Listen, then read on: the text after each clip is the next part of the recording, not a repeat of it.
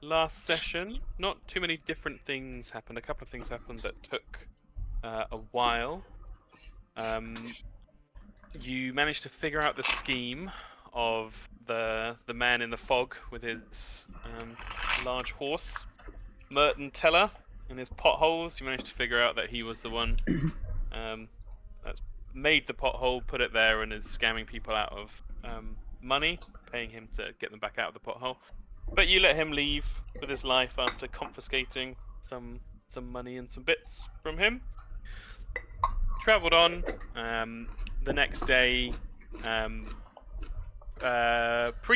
peepers spotted something shiny in a tree just off the trail, and investigated and found a couple of things. Found a rat man hanging upside down from the tree who had failed to climb it, but with Primrose's help,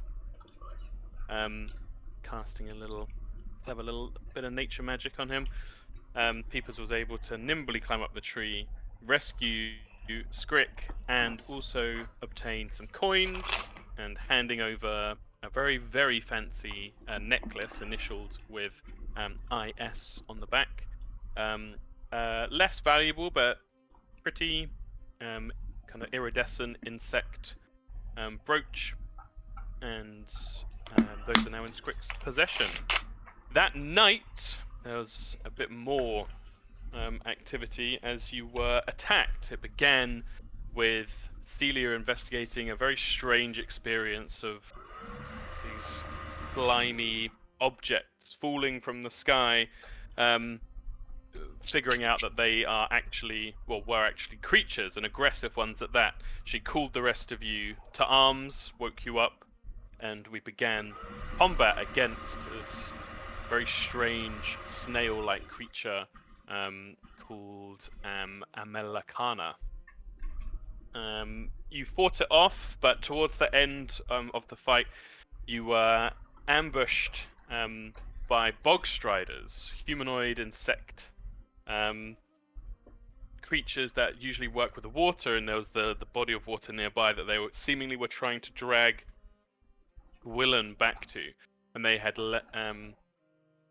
stayed hidden until the prime moment when Gwilyn had kind of naturally separated herself as a backline archer from the rest of you. But as she was grabbed and began to be pulled away, you ran to her aid. She managed to call out Peepers running straight into the fray, and between the lot of you managed to beat down these bog striders and kill them alongside their creepy snail-like distraction, rescuing Gwilyn with only one of your horses as a casualty of the fight itself. And so we find ourselves now simply in the aftermath, and I'm actually going to take you back to the battle map just to kind of help refresh your memory of the night's activities. Many of these strange amoeba-like things were killed. The large Amelakana itself was killed. Scrick, you were interested in perhaps harvesting some of its shell. I think you did that. Yeah. But one of the horses, Dreamer, was killed. Brutal strike, crushing much of its ribcage. And you find yourselves now standing around, no longer under threat, seemingly. Your enemies vanquished, but one of your trusty steeds having fallen as well. Is there anything anyone would like to do? I think Scrick would just be playing around with the shell and like putting on his dagger and like waving it about. And for everyone else, that's where his class feat dazzling diversion comes from. Very nice.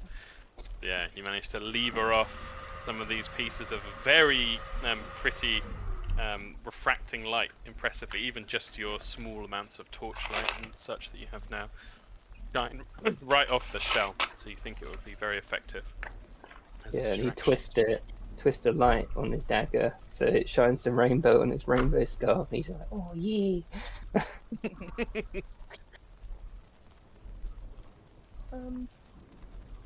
Primrose will come over, Gwilym and Celia, see if they're okay. Slap some mud on the wings. I'm glad you got away, Gwilym. That looked really scary. Gives you a kind of a timid smile. That kind of, as she holds your eye contact for a second, it feels like she kind of forces a brighter smile onto her face, and her smile kind of widens a bit. She's like, "Yeah, I knew you guys wouldn't let me get taken though, but Yeah. I'm sorry I couldn't get out sooner." Well, we would have chased you in the water if we had to. Well, that would have been scary as well. She looks towards the what is in now, which is the dead of night, completely black, inky expanse of water. She's like, "Yeah, I'm really glad we didn't have to worry or do that." Me too. Maybe we should go back to the horses. I don't think Dreamer made it. And the other one, I can't remember the name of it, which one ran away. Baroness. One of them ran away, Baroness. But she's good though, right? She'll come back. I really hope so. She kind of, you can see the smile is like trembling a bit. She looks at you, Primrose. She kind of glances sideways at Celia. She's like, "I'm really sorry about all of this." Why are you sorry? Don't be silly. Well, if it wasn't for my dad, you wouldn't have to deal with horrible snail creature things and people trying to kidnap me. So- that is true. He's been really silly. He's like sending these people after us, to be honest. So why? That's you in danger. So why are you sorry? Wow. She kind of like frowns. You can see the rain's heaving down on all of you, but you can see she's screwing her eyes up. There's tears coming out as well. She's like, "What? I didn't realize he'd be this crazy about trying to get me back." Well, it's not your fault. Don't. Can't we just tell Mama Bear that he's doing it, and then she might come down hard on him? So Good idea. I Does- guess we could. yeah, it's none of my business, but you know. Is it easy to rescind these wanted posters from everywhere though? I don't know. Gwen kind of shakes her head and shrugs. Not sure either. And she grips your arm, Celia, and like leans into you for comfort. She grips it back.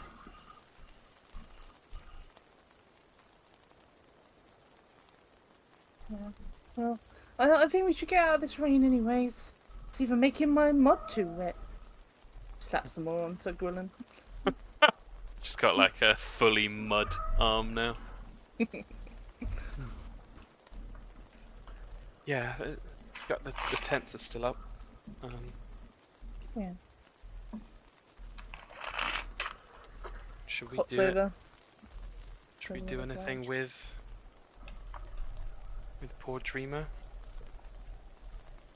We should cut her up and turn her meat or something, I think. That's what I do anyway. I'll do it if no one else wants to do it. I mean, it's my horse, my responsibility.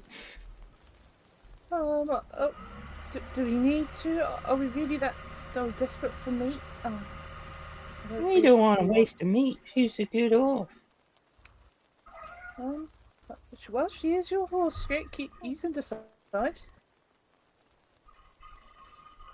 Well, it's probably worth it, isn't it? Otherwise, she's just gonna lie on the ground doing nothing forever. I don't know. Oh, but Wait. Do the gods have any views on dead animals, or are they like me? the general funeral practice of sending people to the afterlife is not generally practiced with animals. Perhaps beloved pets, perhaps a faithful steed, though typically it'd be for one that's been bonded with over many, many years, like you'd expect Amareya if Old Thunder died. To perhaps do something similar.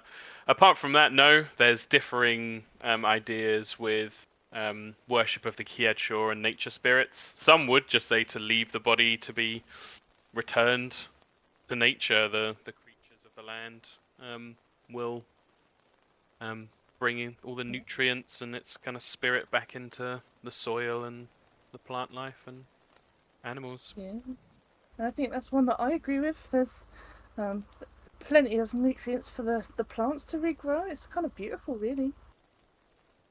Yeah, you're right. I might just cut the tail off so I can give it to my dad so he knew what happened. Oh, okay. If that's alright with everyone. Yeah, it's just kind of yucky, but yep. Yeah. I'll do that. Then, at least you'll be remembered in some small way. Yeah, we'll go cut the tail off and put it in a bag. All right. Cut the tail off. Kind of tend to it. So there's not loads of blood anywhere or anything. Perhaps some way down the tail. So you're just getting the hair. You put it in the bag. I think it's Sophie's boyfriend's. And then, yeah, it's not long before you see Baroness kind of plops her way back into camp. She's got these kind of bad bruises, burns on her skin where the acidic nature of the creature had damaged her. Baroness, you came back. That looks painful, though. Slap some mud on it. Yeah, she like leans down to you, Primrose, and nuzzles your ears, your cheek. Oh, there you go. Gives her a pat on the head as well. Good, Baroness.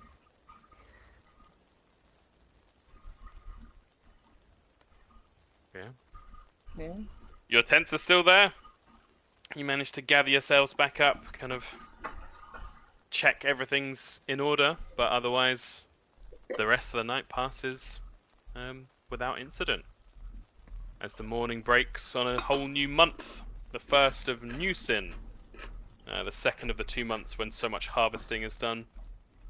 On Verda, it's a time of plenty for people, and this evening, this night coming, not the one you just had, the night of the first of Old Sin is the night of renewal in South Hespia. It is something that you and your families will have celebrated every year, every cycle, where people often throw out old things or make a big pile of what they don't need in the center of a town so that others can take from it, and it's seen as a time, almost like spring cleaning, a time to take out the old and bring in the new. But whether you will do anything for that on the road is entirely up to you. As a new day begins, I'll take you back onto the map. Was that tonight? Yeah, not the night just gone. The night that's coming up. Yeah. Coming up. Okay. Yeah. So, could I have, for the final time, assuming nothing goes terribly wrong before you reach the crossroads, someone roll a d20 for me, please.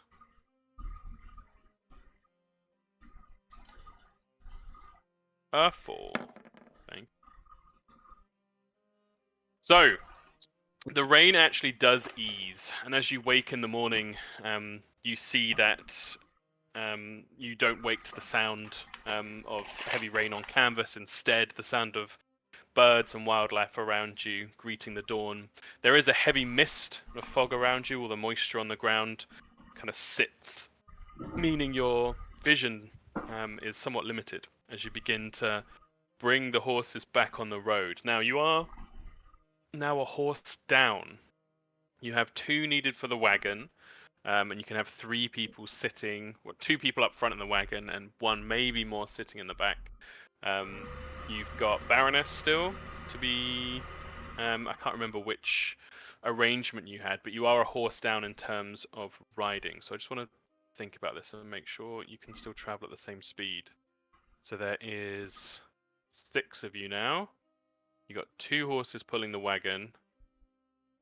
Sweets can only really be ridden by Primrose, because he's a little boy. So that only leaves. That's it. In fact, you're trying to cram pretty much everyone in the back of the wagon, and then Primrose is riding Sweets. I'm gonna have a quick look for the wagons, just to see if this adds some time onto your travel. Passengers. Yeah, you are gonna have to walk at walking speed. The wagon is not very big, so it might actually mean an extra day of travel before you reach the crossroads. So, somewhat stymied in your kind of travel speed and your efforts to get there, and perhaps playing out some of the last night's activities and the adrenaline from then. You find yourselves, some of it taking turns perhaps walking and then resting in the back of the wagon. Primrose, you being the only one who can ride Sweets. Scrick probably could too, but he's the one piloting the wagon. You are in a slightly privileged position, riding above your fellows, trotting along. But the path is well worked, and even with the extra rainfall and everything that's gone on, you don't find any problems as you begin to make your way through the day. Roll. Could I have a D10 as well, please?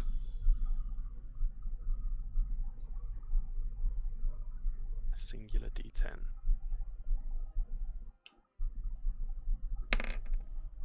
Ooh, a 1. Thank you. Hearing quicker on the draw this time. Okay. You head along, feel slightly sodden. The sun above high fire does begin to burn away the morning mist and the fog, and the area around you is slowly kind of revealed as the fog begins to diminish. And you see that whilst it's still majority grassland and rolling hills, up ahead the land gets a little bit rockier, kind of as you're approaching close to the coast, and you can actually see down towards the coastline off to your left. You can see, still miles away from you, the water in the distance, the sea, the sparkle of the sea out there. Quite beautiful, but the land around you begins to get a little bit more rocky. But as this transition is happening, there are still a few kind of copses of trees left. And one of those areas of kind of patches of woods, Morrigan, you sense, there's a sense within yourself, and you also notice Revner's ears kind of prick up, and his snout kind of points out towards this area of woodland. You have a sense of there being something calling to you from the woodland. For you to follow Revner. Yeah. So seeing as you're all at walking pace, everyone can kind of see what's going on anyway, as Morrigan seemingly following Revner as you kind of mentally signal to Revner, and Revner takes off towards this copse of trees, maybe only 150 yards off the side of the road. Does anyone follow Morrigan? Yeah. Morgan, where are you going? Scrick could wait with the cart, and he'd shine his little dagger and be like, yeah. Primrose hops off of Sweets. You hop off of Sweets and head on behind Morrigan as the wagon comes to a stop, and the rest of you kind of stretch and take a break for a moment.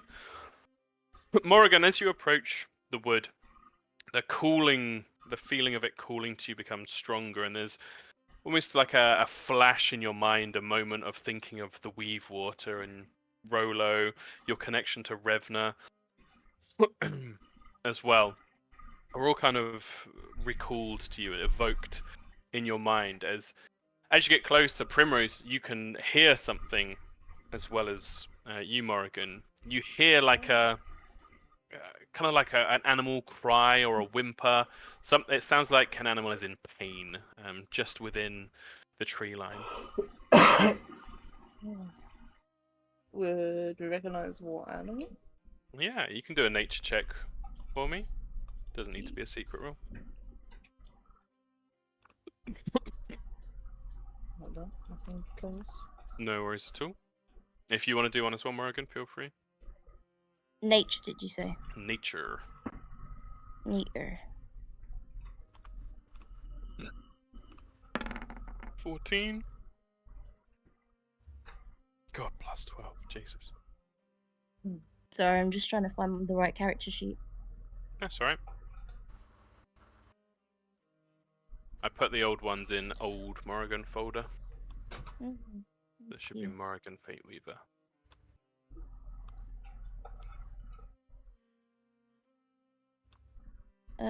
Creature 3, Perception 6, etc. Don't think so, Maybe no. not. No. There's a Morrigan Fate Weaver, a Morrigan, and another Morrigan Fate Weaver. It's the one that says Morrigan Fate Weaver and has the circled token as its picture. As opposed to the circled token one that just says Morrigan, or the other one that says Morrigan Fate Weaver. Indeed.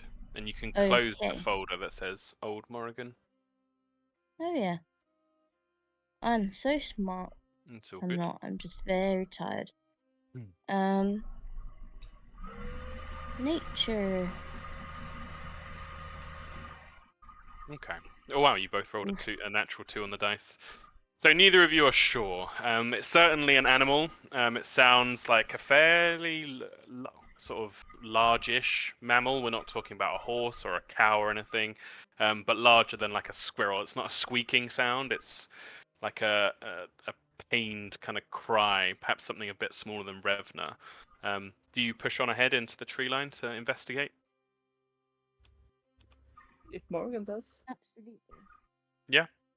You push into the tree line, and it's not long as you kind of push aside some of the brush and the ferns around you into what is not so much a clearing, but just a gap between two large trees. And next to a tangle of roots is a large creature that you both instantly recognize. It is a badger.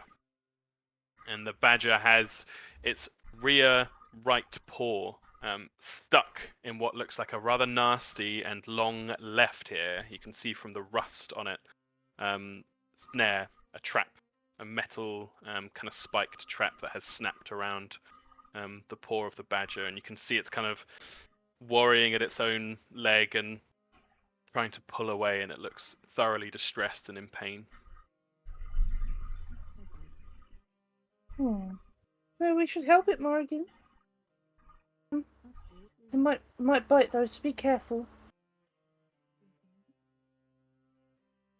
It's okay. Can I do? This is mostly Morgan thing, but I'm gonna do the thing as well. Morgan, are you far from your microphone, perchance? Not that far. Oh, okay. I thought you might have been saying things and I couldn't hear you. No. That thing. Yeah, absolutely. You can use roll a diplomacy. And Morgan, is there anything that you would like to do to interact with the badger? I want to free him. Yeah, just going straight for the trap. 18. Yeah. So as Primrose kind of steps tentatively or hops tentatively towards the front of the badger, kind of trying to calm it down, little pause out, holding eye contact and saying kind words, soothing sounds, the badger begins to kind of at least be at least it's not making anything worse. Morgan, you step towards the trap itself, very purposefully stepping up and Revna by your side. How do you want to get rid of this trap? Are you looking to use your strength, just like pull it open, or use Yeah. an element of your magic? What's going on? I think just pull it open. Yeah. Can you Yeah. roll an athletics check for me, please? No. Oh, actually, no. Yeah, roll an athletics check. Ugh. Okay, yeah. So you bend down and heave at the trap, but the rust is like grinding in the hinge of it, and it feels like it's very much kind of pushed itself in place with enough force to be very difficult to use strength alone to open it up. You could instead, as you are trained in crafting, you could kind of inspect the trap and look for a way to disassemble it, essentially. Mm-hmm. So if you want to roll a crafting check for me. Okay, that's better. So you look down at the mechanism of it, and you can see you're going to need a little bit of time to kind of unwind as you go into your bag to look for things to perhaps lubricate the hinge and other elements to kind of perhaps even using your shears to like lever some of the pieces apart. You think you're probably going to need Primrose to keep the badger's attention for a little bit. Okay. What do you say to Primrose? So, could you give me a hand here, Primrose? Primrose? Yeah. I don't know how to say that in a Northern Irish accent. Um, Yeah. How um, can you help? could How you can I help? can you keep the badger distracted while I try and get this trap open? I think because he's thrashing around, it's making it more difficult. Oh, I'll do my best. Well, I can make sure that maybe I have some food in here. Maybe what do badgers eat? I don't actually know. I have absolutely no idea. Something.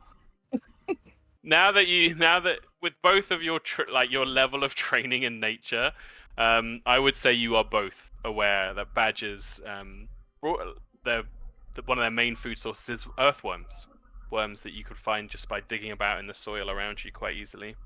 But they will Well, broadly eat anything. I don't want Yeah, to dig for that's something. earthworms. Earthworms are gross. I can do that. Starts digging. Rabbit Excellent. paws in the ground. Yeah, roll another nature check for me.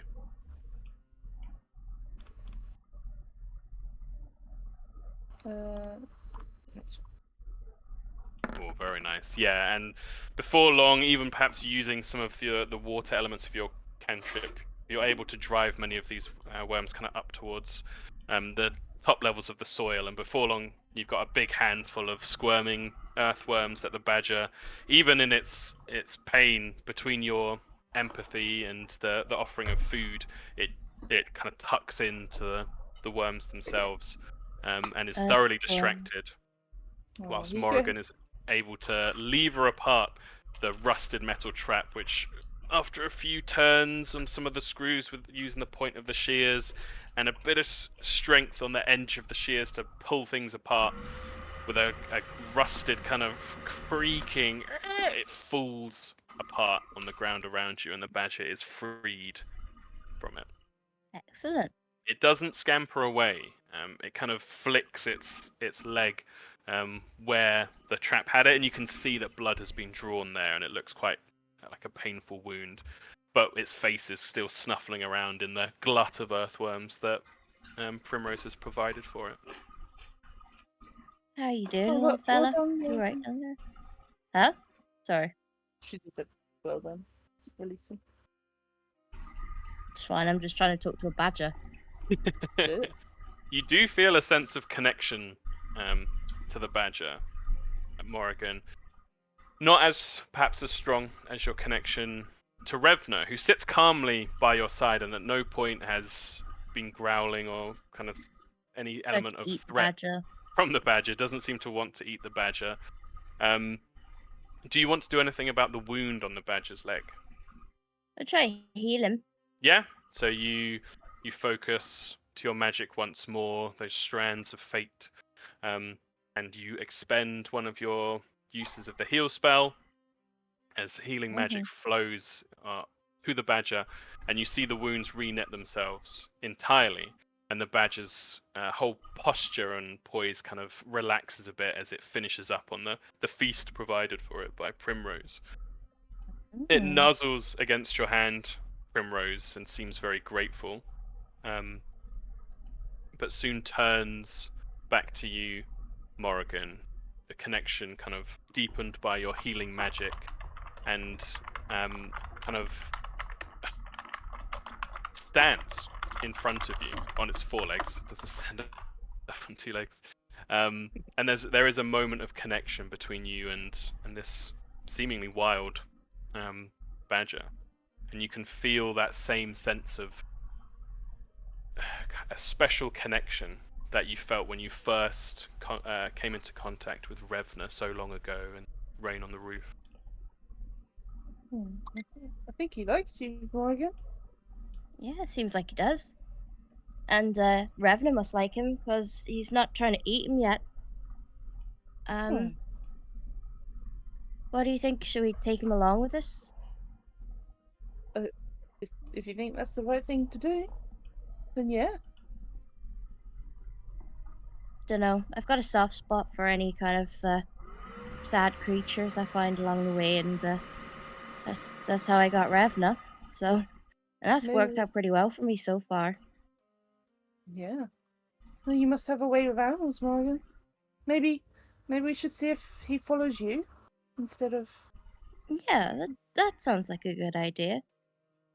I'm guessing I can't commune with this badger, Tom. You don't have the same kind of connection that you do with Revna, but there is certainly a sense of beginnings. As a kind of reader of the fates and a master or weaver of the fates, you have a sense of the lifelines and the intentions of different beings crossing paths and uncrossing, going their separate ways. You travel in a very closely knit band right now, pulled together by these kind of strands of fate. And it does feel like this creature, this badger, has its own winding kind of ribbon of fate, is beginning to tie itself alongside yours and Revna's too. Okay. I want to know what his name is. I think you could name him. Oh. That sucks, because he's already got a name. We know. Yeah? You know what his name is.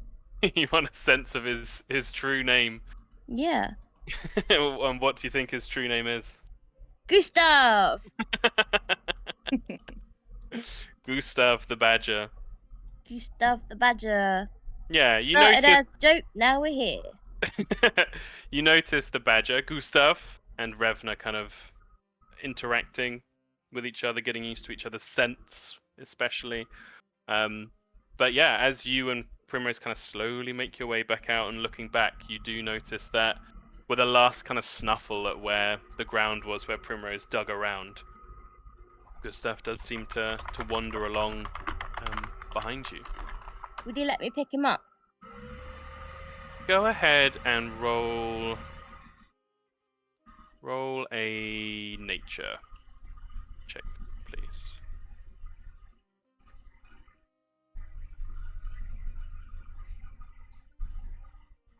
A 13. You kind of gently lean down to see if he'll let you pick him up, and he actually lets you get your arms like slightly round him. He seems like quite a distractible little fellow and keeps like snuffling at the ground and with his strong front paws and claws digging down and looking for more worms. And you get your arms around him before he kind of snuffles loudly, almost like a little sneeze, and kicks his back legs out and wriggles out of your arms as he goes about his business, looking for worms. Ah, damn it. But perhaps in time you'll be able to get a closer bond with him.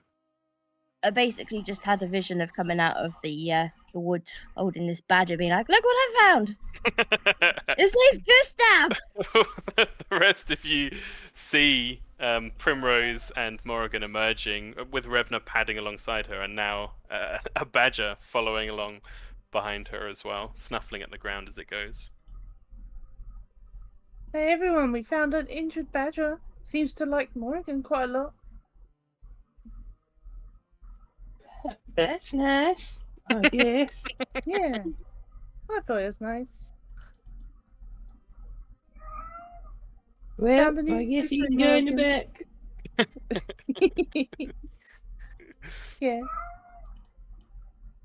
Fantastic. I don't know. If he can hold on, he can come onto sweets. He seems to like staying close to the ground, burrowing into the ground whenever he likes.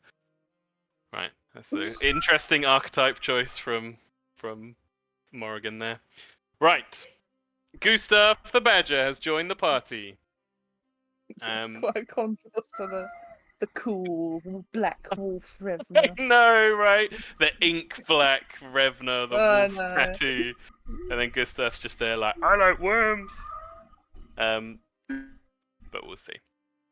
For just so everyone knows, this is part of converting Morrigan over to the cleric. She's taken the archetype of, I've forgotten it already. It's like Beastmaster or something.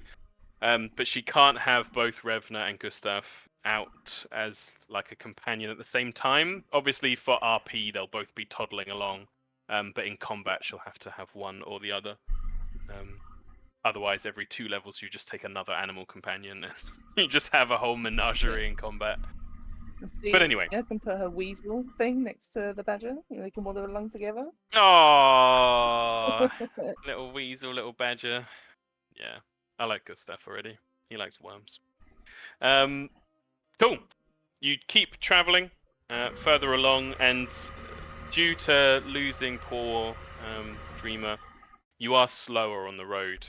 And you get kind of, I'd say probably perhaps 1 or 2 other travelers pass you on the way, and you get some kind of sympathetic looks as they can see you don't have enough horses for your crew, and you're kind of crammed in the back of a small wagon.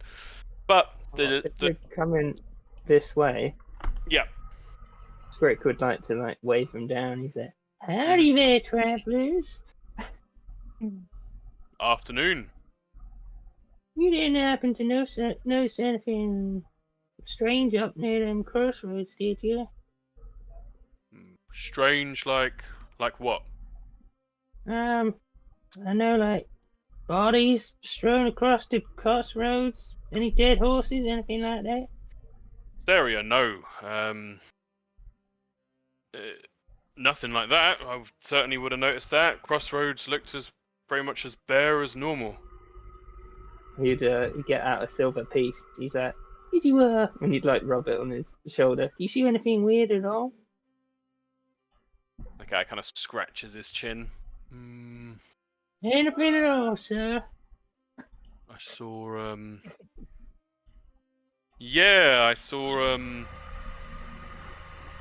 2 nights back, there was I thought I saw over the side of the hill, one of those, what do you call them, the like horses, but with a horn on their forehead. All right, like a one-horn corn or whatever they're called. That's right, yeah, one of those. Pretty strange. Well, Definitely worth I a know silver piece. I know you're not telling the truth, but I like your chutzpah. And he throws him a silver piece. He'd grin at you and be like, thanks very much, sir. Honestly, nothing strange. We took the long way around the ruins. Don't like traveling through there. If I can avoid it, it gives me the heebie-jeebies. But apart from that, road's been clear. Rain's not good. A couple of bits up ahead have kind of fallen down or gotten marshy, but no, sorry. Come round the ruins on the east or the west. We took it wide on the west. Didn't want to go near the woods. Why? Yes, sir. No, just safer out in the grass. Yep, thanks for your time. Kind of tips his cap to you. Yeah. Thanks for the silver. Letting the sea spray? Yep. On the way down to Sea Spray. Peddle my wares. Kind of nods his head back towards the wagon. Pulls back the curtain behind him. You can see he's got quite a small wagon, just a 1-horse wagon. And inside you can see he's got what looks like a load of different pots and pans and other simple metal objects, buckets. Perhaps even some simple tools back there, slightly jingling and jangling as the wagon shifts behind him. Don't suppose you're in need of any fine pots or pans, metallurgy straight from the great forges of Crucible? Well, you got any, different pants? Weird designs or anything like that? Hmm. Yeah, actually. As he gets himself up and kind of leans back, and you hear some jangling as things fall off. He swears to himself quietly, and he pulls out what looks like a pan where the bottom has been. You're fairly discerning, Scrick, with junk, and you can quickly see this is forging that's gone wrong, and the bottom of the pan is like melted down. So it looks like as it's been kind of levered up out of the forging process and twisted, the bottom of the pan is kind of twisted down to form like a spiral with a hole at the bottom. And he holds it out towards you and then like flicks it up, and you can see the hole goes all the way through, and he's like peeking out at you with his eye from the other side. It's just like, yeah, got this fancy spiral pourer pan here. Fancy new invention from Crucible. Cost me a pretty penny to get though. Have to part with it. It'd be a fair few coins. How many? Oh, well, I'd say another 3 silver for your trouble. Scrick knows it's not real, but he likes it, so. Yeah, sounds good, right? Oh, pleasure, absolute pleasure, sir. It's been a most enjoyable afternoon. He kind of looks back in his wagon again. You hear things moving around. He comes out again. He's like, "Oh, I got this special wrench spoon as well." And you can see it's again like clearly a faulty forging where someone's failed to get the 2 sides of the wrench separated, and it's formed a completely disfigured like half shape that could be used to spoon things. It's like tool and cutlery all in one. Yeah, how much is that one? Oh, well, this is it's 2 in 1 really. So any deal I give you, I'll take 5 silver pieces. That sounds alright. And he takes that as well. And then he's like, well, sounds like you got a lot. I've got a warehouse down in Sea Spray. And he point him to it on the map. You looking to get rid of anything weird, and go try and sell it there. Oh, thank you, sir. Who should I address?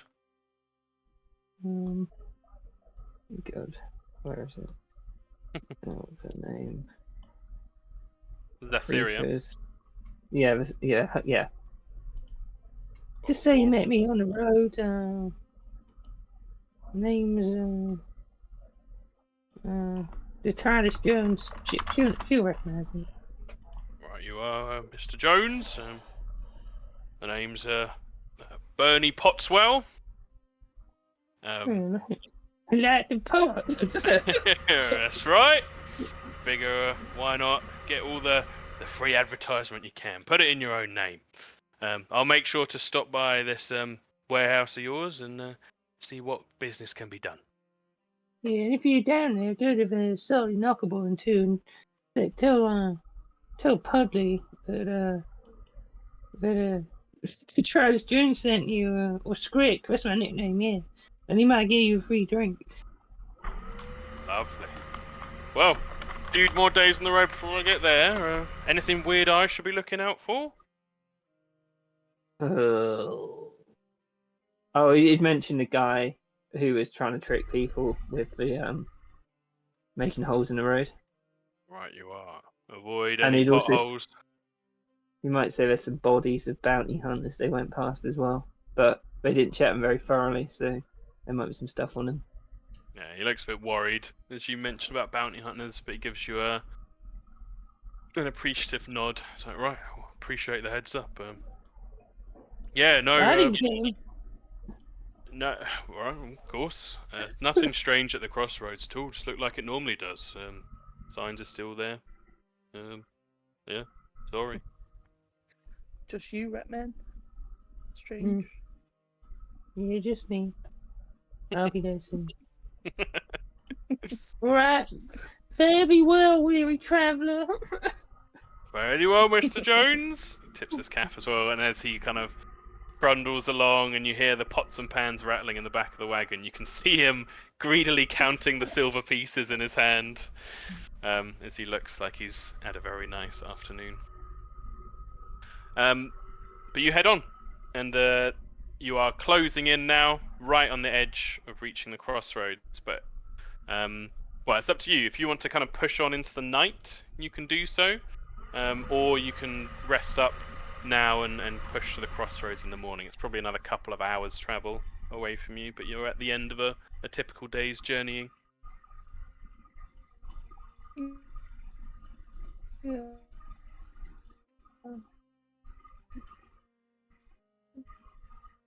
So, Oh no, you're lagging really badly. don't need to do. Push. Yeah, I think we should just watch it in the daylight. Okay, that's a no. Cool. Nope. So Bedtime. you Oh. set out your tent, your no. canvases, set up watch, and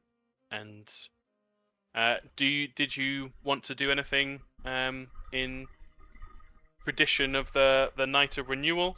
Might be something private, might be something you want to do as a group. Might be neither. It's something you would have celebrated with your families.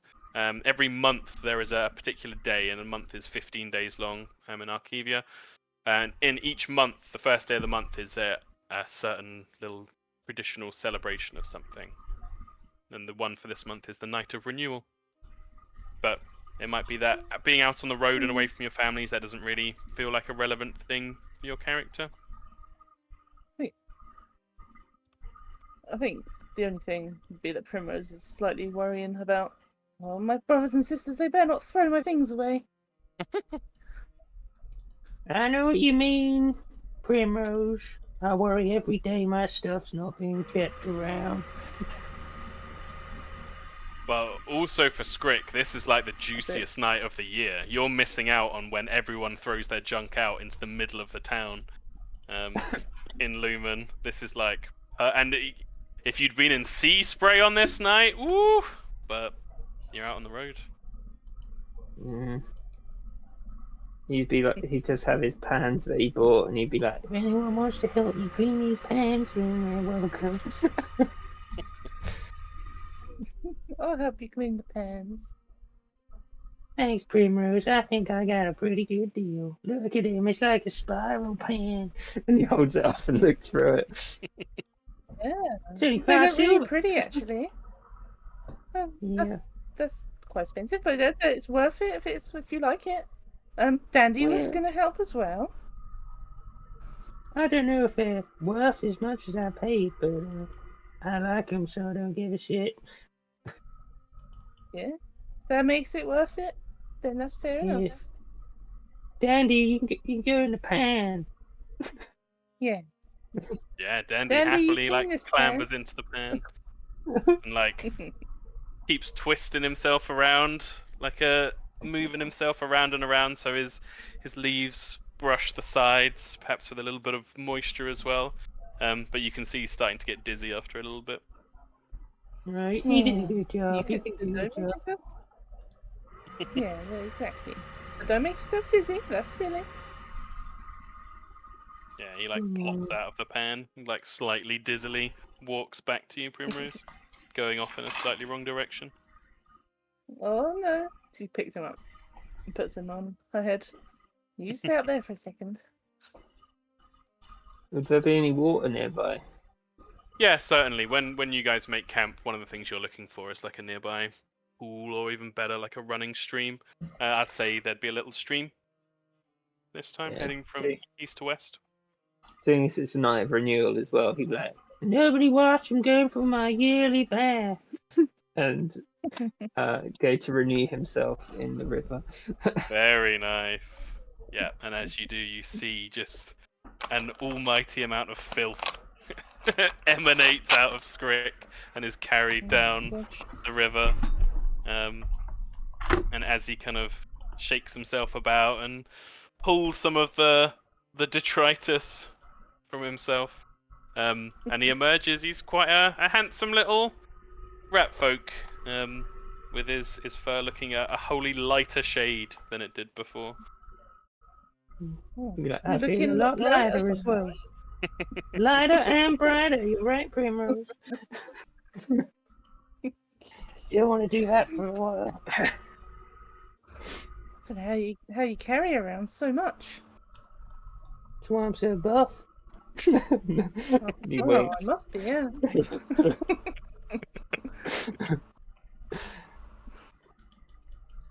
Is I'm probably gonna anyone else? wash the car as well. Yeah. And probably because it's had, badger in it now as well. Pretty sure, Dandy, you spilled some oil as well. That was silly. Yeah.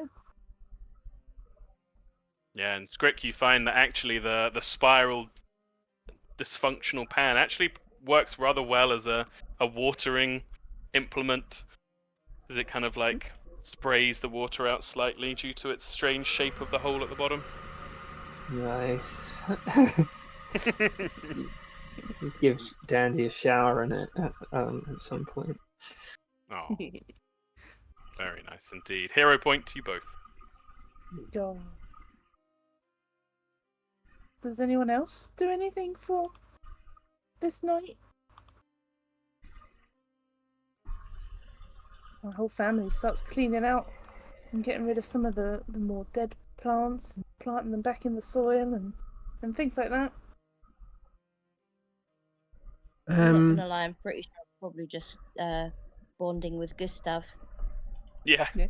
completely lost to the day it is.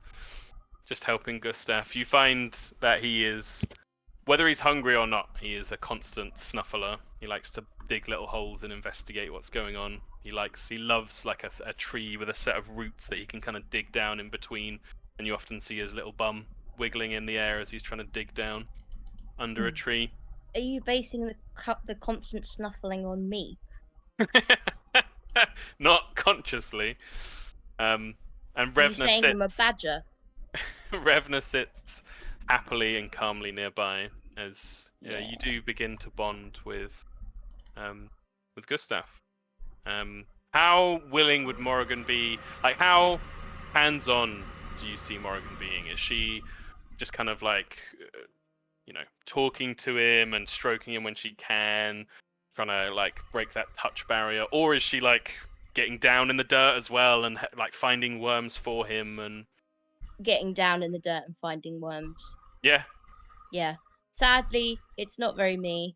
I would. That's why I was like, pick up the badger. But no. Cool. Yeah, she'd be finding worms.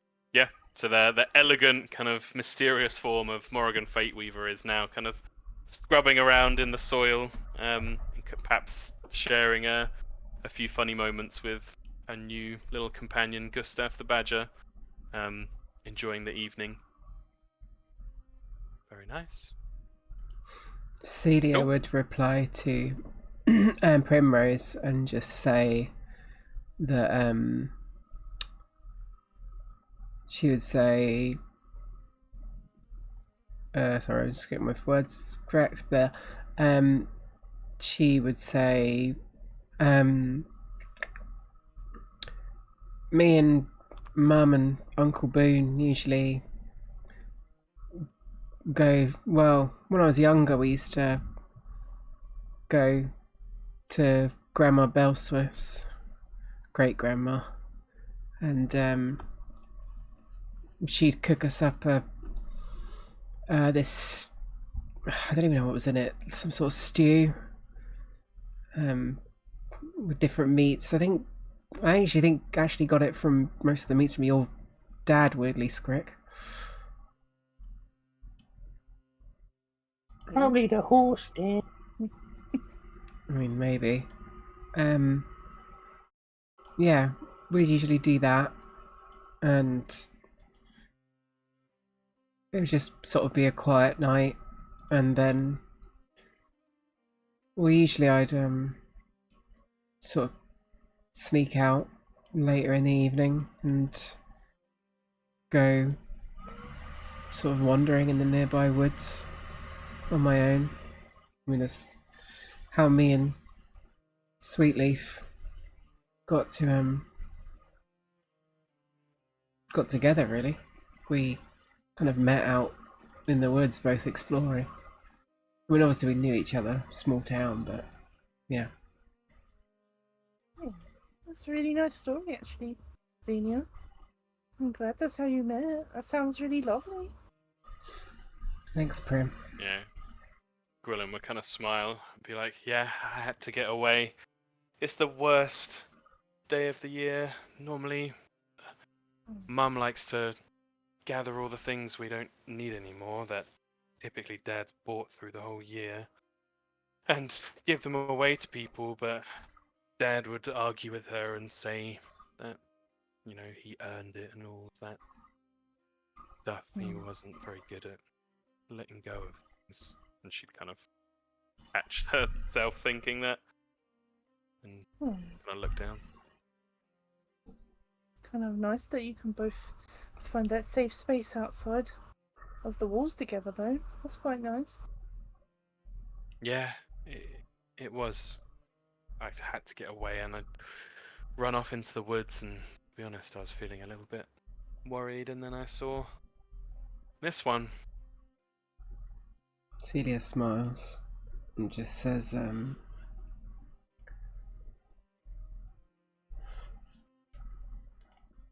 just thinking, Of course. she would just say,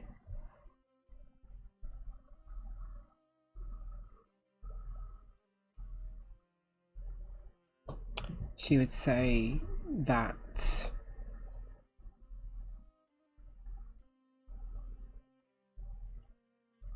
sorry, I'm just No, not at all. I'm just really badly brain farting tonight. That's alright, not a worry whatsoever. I have put your archetype stuff on your character sheet. Peepers now. So it's there. It'll be under spells. For the sake of the party knowledge and combat synergy, Peepers has taken the Blessed One archetype. And has kind of a little bit of paladin or champion in there now. So he has lay on hands Well, and That's protector's cool. sacrifice. I know what I'm going to say. She would say that she'd just reply and say, yeah, it seems like ever since those days, it's just gotten that desire to just get further and further away from those walls. Yeah, she'd kind of thoughtfully kind of furrowed brow, but with like a determined small smile kind of nod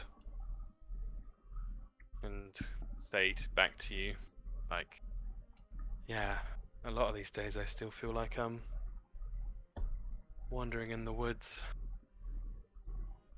but as long as I can see you there too, I can make it through.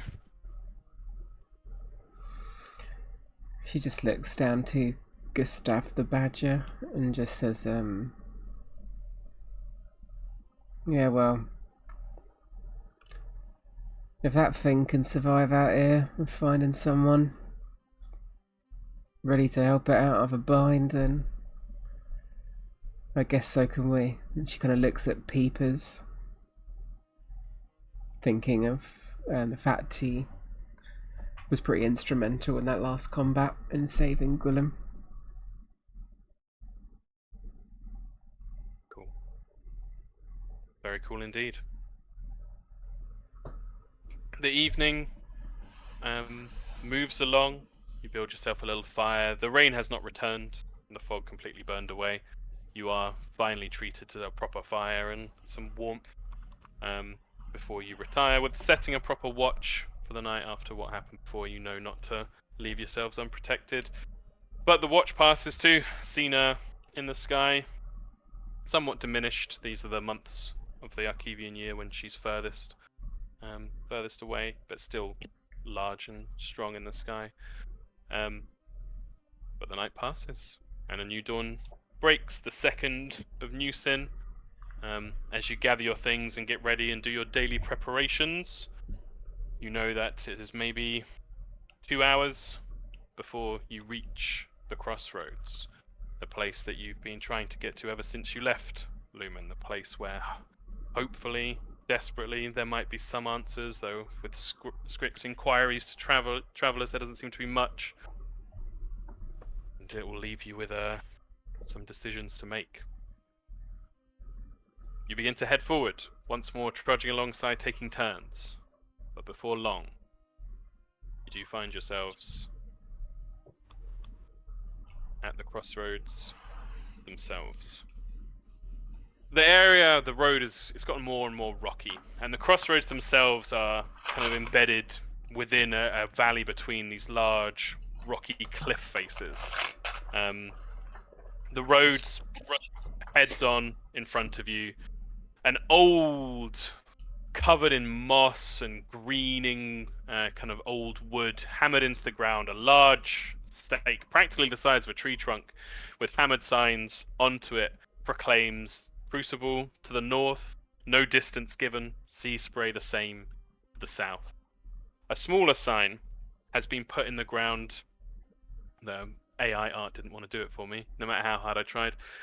Behind it, this one more like a branch rather than a tree trunk, stuck in the ground and looking much older. The grass has grown up around it, and you have to kind of scrape some of the residue off of the wooden sign itself to note that it's a much more elegant sign, though badly weathered by the environment. That has a language that some of you would recognize, Morrigan would. Anyone else who speaks or understands Elven would know that it proclaims Windgrasp Tower off to the east from here, and you can see a much less trodden path, practically just somewhere between a dirt path and just a parting in the grass, or stone and rubble right now, leading off to the east from here. But much to your dismay, it seems like the travelers were correct. There's no immediate standout signs of the light bearers or anything much at all. What do you do? The first thing Scrick would want to do is like, alright, I'm here. Let's get the pot off and see which way it wants to go. Maybe it's gonna go down that weird little road. Right. Yeah. So you heft the walking cauldron off the back of the wagon, its little legs flailing in the air. You set it down, and it immediately rights itself and begins walking north along the road to Crucible. Interesting. Right. He'd stop it walking. I guess Yep. she did go to Crucible maybe after all. Yeah. We should still look around this area maybe just in case we miss anything, or let me try this. I'll walk around a bit. And she's gonna do reading.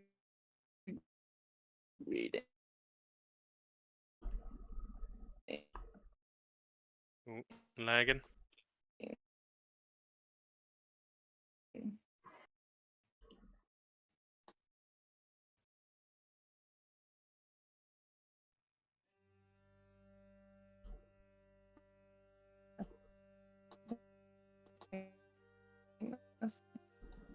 Sorry, Hannah, you're lagging really hard. I don't know how well you can hear me or not hear me.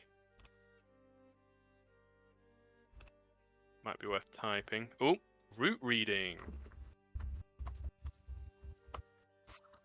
Ooh.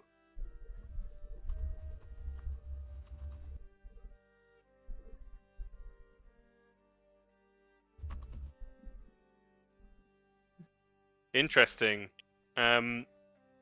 So, yeah, absolutely. You get a sense from Dandy. You are finely attuned to Dandy's senses.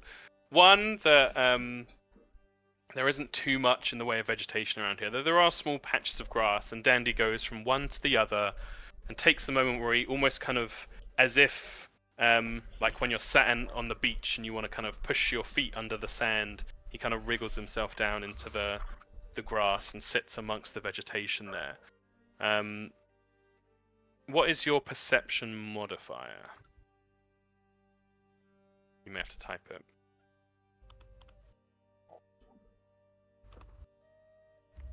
Try talking, Plus Hannah. 12. Okay. Yeah. Oh, I think might be it's- okay. Yeah, I think it's our internet's doing a thing where it spikes every now and then. So, Dandy sits down and kind of trembles and goes from place to place. Dandy does not recognize any hidden people or bodies in the area. However, Dandy does find, and this is more from him just being close to the ground and walking from place to place. You notice, Primrose, as you're kind of watching and communing with your familiar, that Dandy kind of dips down in certain places. And you step up to him and you realize that there are heavy imprints in the ground. Boot prints, footprints that are quite large, they must have been made by someone of quite considerable weight and perhaps strength as well. Leading off the path to the east, but in a kind of a southeasterly direction.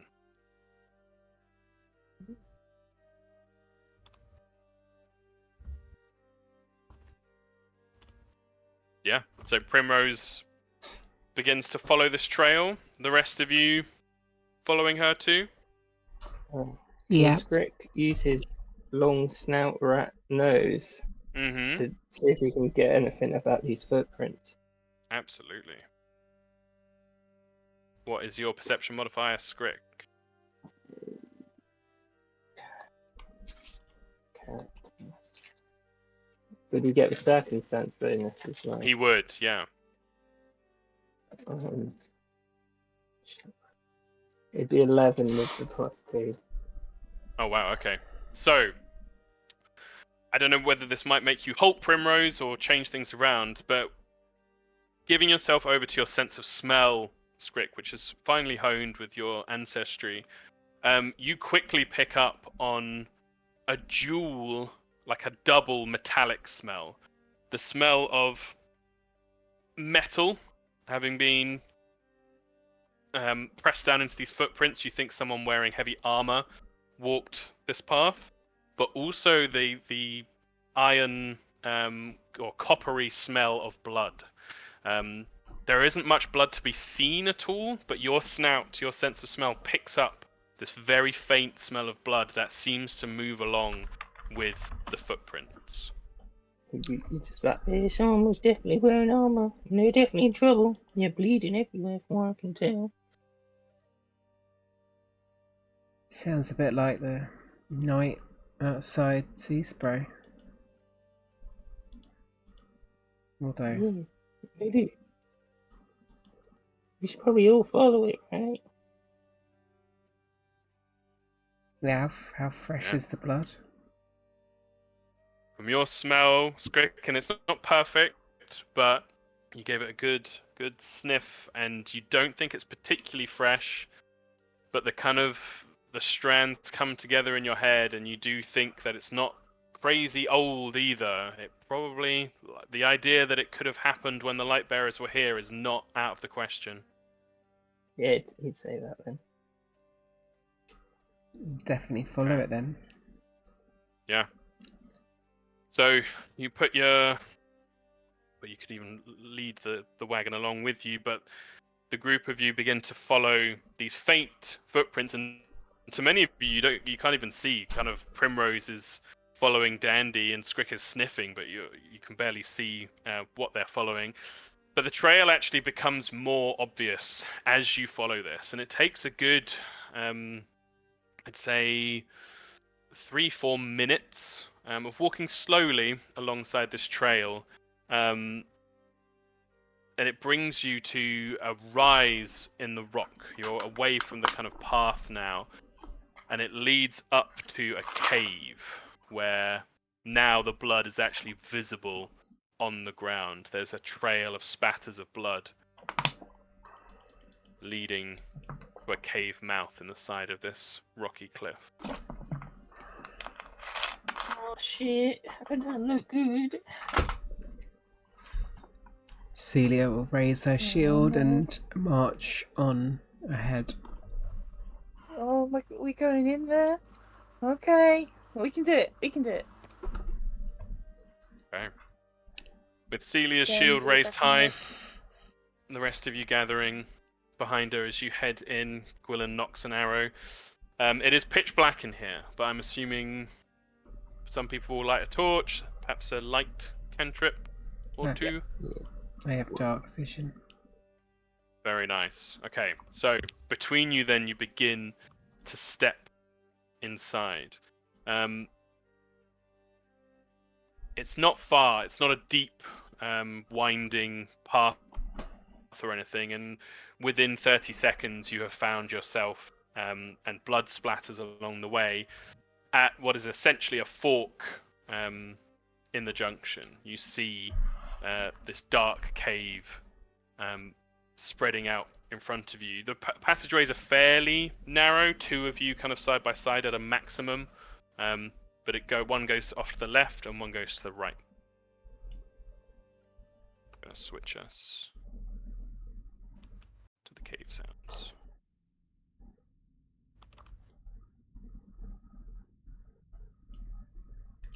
So, are you splitting up, spreading out? Are you staying together? What's deciding which way you're going? Yeah. So, I think- could you repeat what it looks like, please? Yeah, of course. Wagon, something.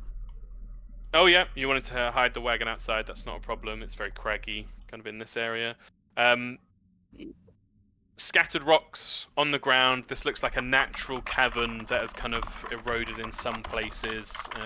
In others, it looks like a shear in the rock has, due to natural kind of water erosion, become smoothed off in some places, more craggy in others. But essentially, the passageway you've just walked down now splits in two. One going off to the left, one going to the right. There have been fairly regular blood splatters on the ground, so if you wanted to try and follow those, that would be a way of deciding which way to go. Yeah, I think follow the blood splatter makes sense. Yeah. The blood splatters lead you down the left fork, and you can see that it branches again. Some of these passageways are larger, some smaller, still looking very much kind of natural. You hear the sound of small insects kind of skittering away, but no other larger creatures in the vicinity as you make your way forward. Small pools of water from cracks in the kind of stone ceiling above have gathered in some places, and little blooms of mushrooms nearby. But you follow the blood splatters that become closer together, as if the person bleeding had slowed down as they were making their way in here. These same heavy footsteps. And now that you're in an area where the ground is less disturbed by both the elements and by other people and wagons tracking forth, with a lot of you there, you managed to discern that there wasn't just one set of footprints. And within here, the footprints are hurried and frantic. It looks as if people were fighting. The set of heavy boot tracks, which wherever they are pressed, they kind of dominate the other footprints, are met with what looks like multiple other lighter sets, some smaller feet, some larger feet, but none quite as heavy or as large as that single heavy armored set. But you head on further into the cavern. Not too far, it doesn't take you long at all. This is all within kind of a minute span. The blood splatters lead to what seems to be the collapsing of the tunnel. A large boulder and some smaller rocks and scree seem to have fallen down and collapsed, blocking the tunnel. And you can see that this happened on top of the blood splatters. This clearly happened after whoever was bleeding. This frantic exchange continued on into the tunnel ahead. Is there any way Maybe. past it? You think you could try and clamber over, or perhaps even try and shift some of the rocks to allow you to pass, but it would take some strength. Do you think someone escaped past there? Or maybe didn't escape past there? Looks more like they collapsed it behind them, maybe. Or it collapsed behind them. Yeah. Do you think maybe they got away? There's a lot of blood.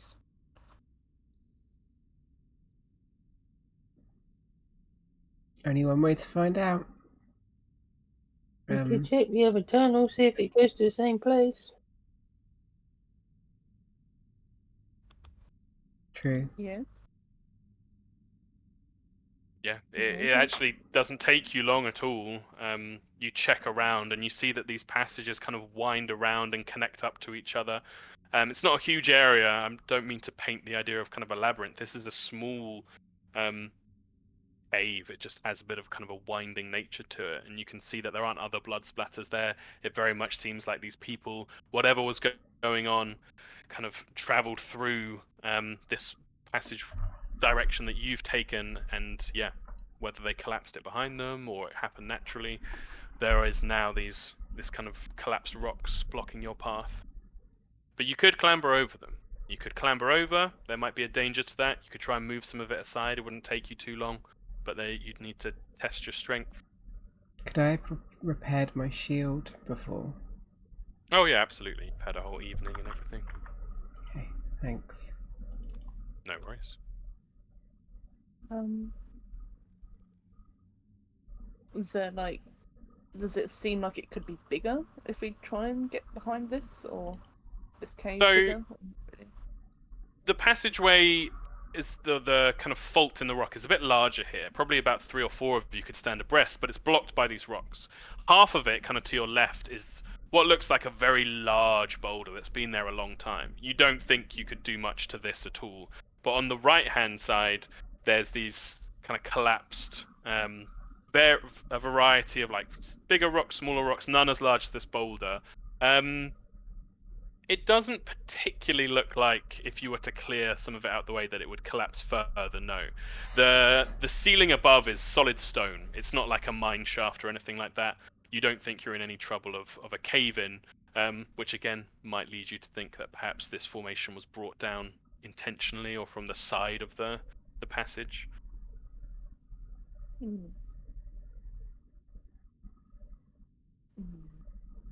Is there like can we feel a breeze coming from the other side, perhaps, maybe? Absolutely not. And with Scrick's kind of ongoing strong sense of smell, there is a much stronger scent of blood coming from further in the cave, the other side of the rocks. There's a fairly strong smell of moisture. It smells like there might be a deeper pool and mushrooms growing near it on the other side. But no breeze. It seems like this is a sealed cave. There isn't an exit on the other side. Is it somewhere this leads to a dead end, it would seem? It's But if Crick it's- squeeze through to see if he can help clear it from the other side as well as that side. Interesting. With your small frame, yeah, you could absolutely do that. Let's have a look at the squeeze activity. Sweet. Takes a bloody long time if you haven't got the feet. But yeah. Does it that? Do you have quick squeeze? No. I think it was an option, but I don't think it is. That's fine. I believe.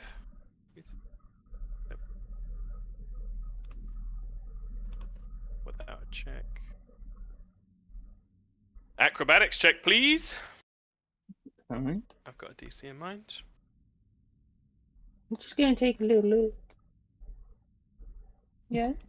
Here you go. Take this. You don't have to take a torch then. And just cast light on something Oh, that you're yeah. holding. On his torch, which goes out. So it's just a glowing stick. See that acrobatics roll. I think it's wrong, though. No worries. Going quickly. Squirt.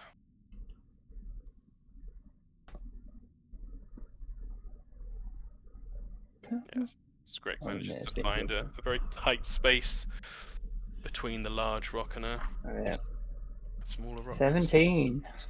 17 is enough, and it actually only takes you about a minute to cover 5 feet, and you realize that that's all it takes to get through to the other side.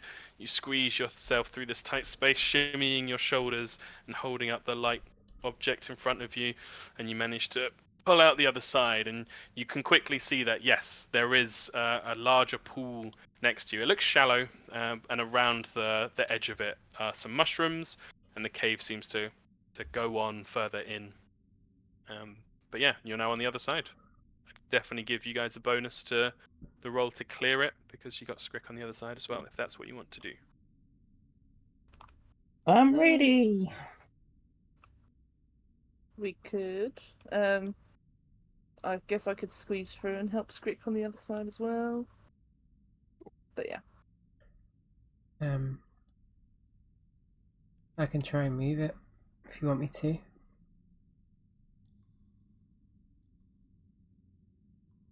It depends. And how far in does it go? And is it worth just us or just Skrick having a look and then coming back? You certainly could do if you wanted to. Skrick so far would only be able to see to the end of this kind of next natural chamber, which is only about 20, 30 feet in front of him, and he can see there's kind of a natural opening in the end of it leading further in. But it's up to Skrick whether he wants to venture further or whether he wants to stick it out. Let's try and clear it. I don't want to go in on my own. It seems to get bigger. That's fair enough. I'll come over. I'm gonna try and squeeze through as well. Oh yeah, go ahead, roll acrobatics for me. Oh, yeah, you practically ping out the other side, Primrose, bound up next to Skrick. So now with multiple of you alongside, if you want to clear it, I'll have whoever wants to lead the check do an athletics for me, but you'll get a hefty bonus from there being multiple party members around it on each side. Who's got Perhaps, better? perhaps a bit of guidance from Morgan. Yeah. What's Peeper's athletics? Beepers.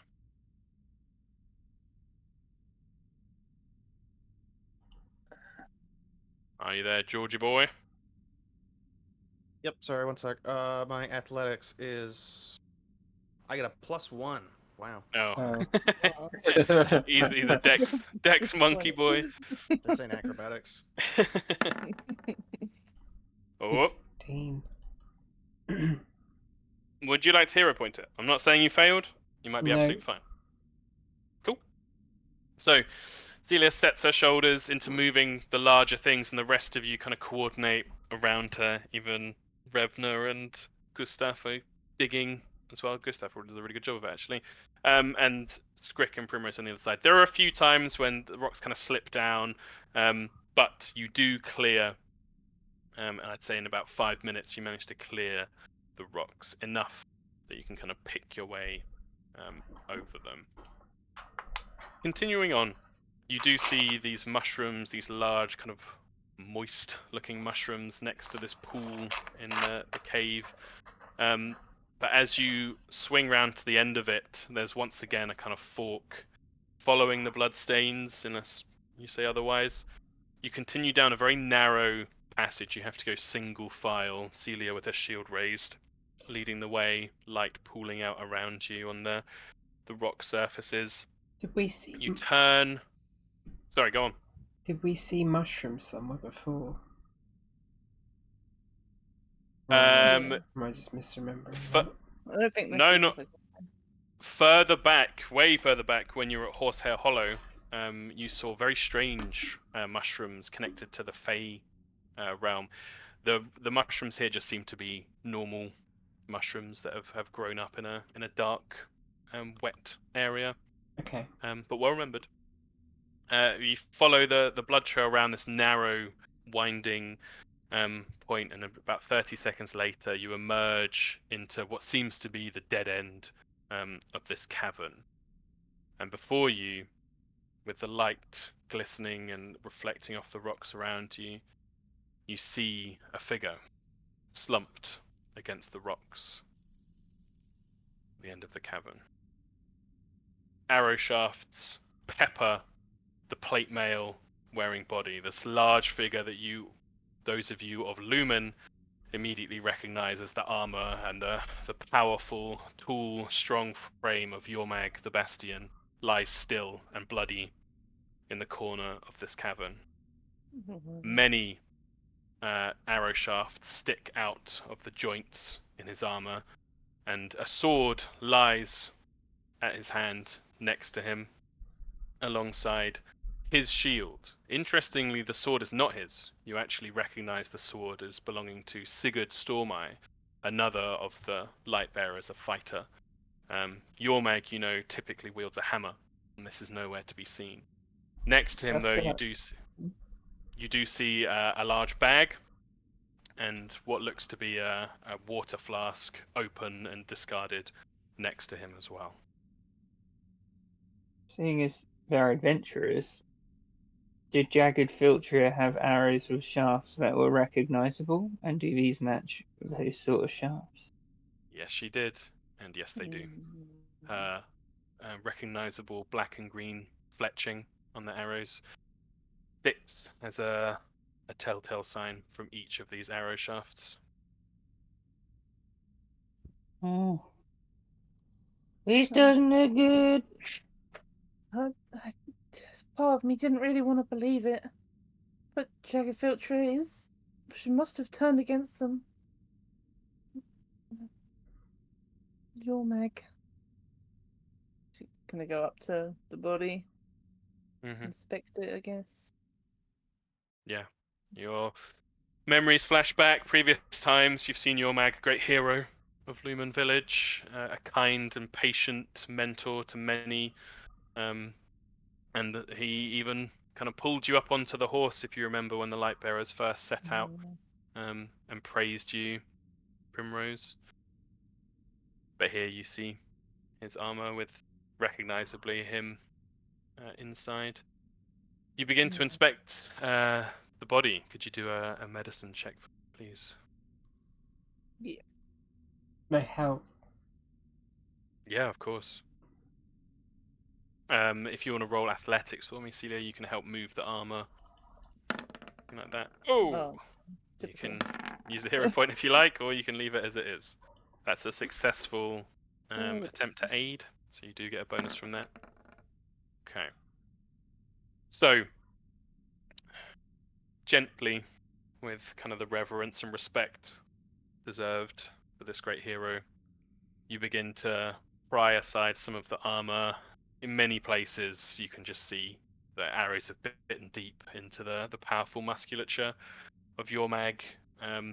It very much seems like a death by 1,000 cuts. However, not all the wounds are from arrows. There are other slashing and piercing wounds, seemingly cut from a bladed weapon of kind of medium size. You can even see burns, as if flash burns, not from fire, but like a discharge of electricity as well. Or any of the magic uses that the Lightbringers. Yeah, so the light bearers are comprised of Yormag, lying before you, Sigurd Stormeye, who is a fighter but who does famously wield a sword that can conjure electricity from it. Oh god! Electric sword. And that you would, checking the sword, recognize that as Sigurd's Spark Blade, This one. a magical item. There is also a wizard, Ripel Seafoam, the gnomish wizard. Amareya Grindstone is a bard capable of conjuring magic. And then Jagged Filtria, who is a hunter, a ranger. She does not have any magical abilities.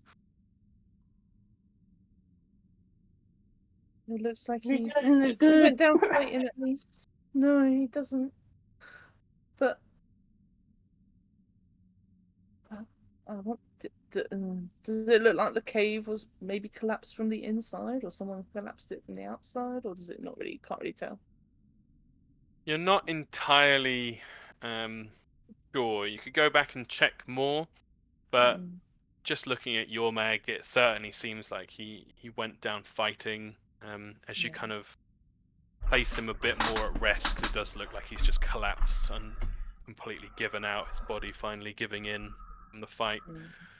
You kind of position his helmet, and you see, even in the last throes of fighting and adrenaline, he does now at least look at peace. You know, he was a devout champion of Serian Shorestrike, the transcended mortal who preaches kind of wisdom, patience, calmness in leadership, always believing in kind of new beginnings, giving people a second chance, and fighting for what is right. And you look upon his calm features, and as you look down at him, Primrose, his eyes shoot open. Ooh.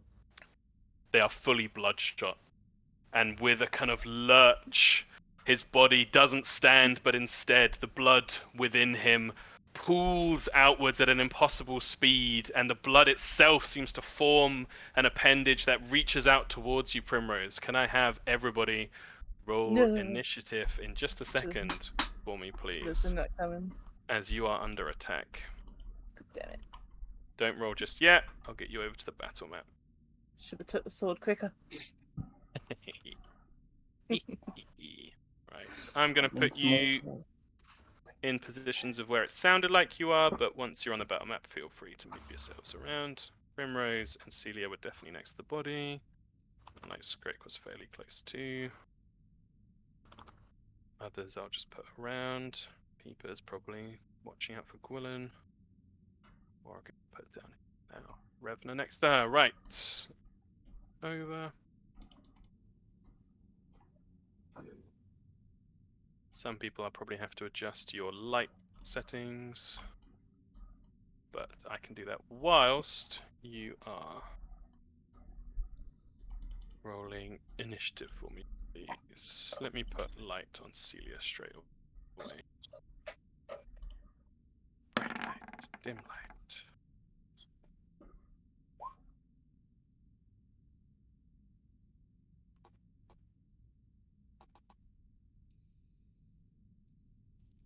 Script.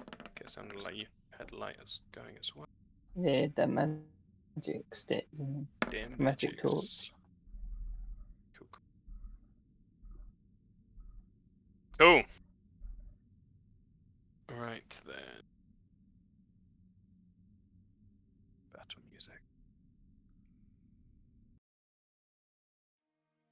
So, the blood itself, impossibly fast, has pulled out of Yormag's body, leaving behind this horribly pale skin, and is just launching itself towards you, Primrose. Is that everybody? Oh, I need to roll for Gwilyn.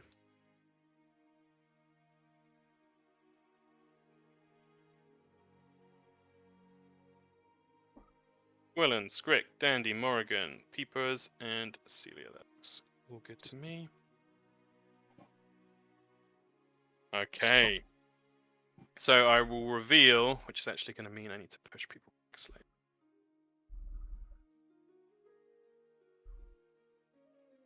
But with some good initiative rolls, both Morrigan and Celia, you are actually quicker to act than this oozing blood creature that has launched itself out of the body of Yormag.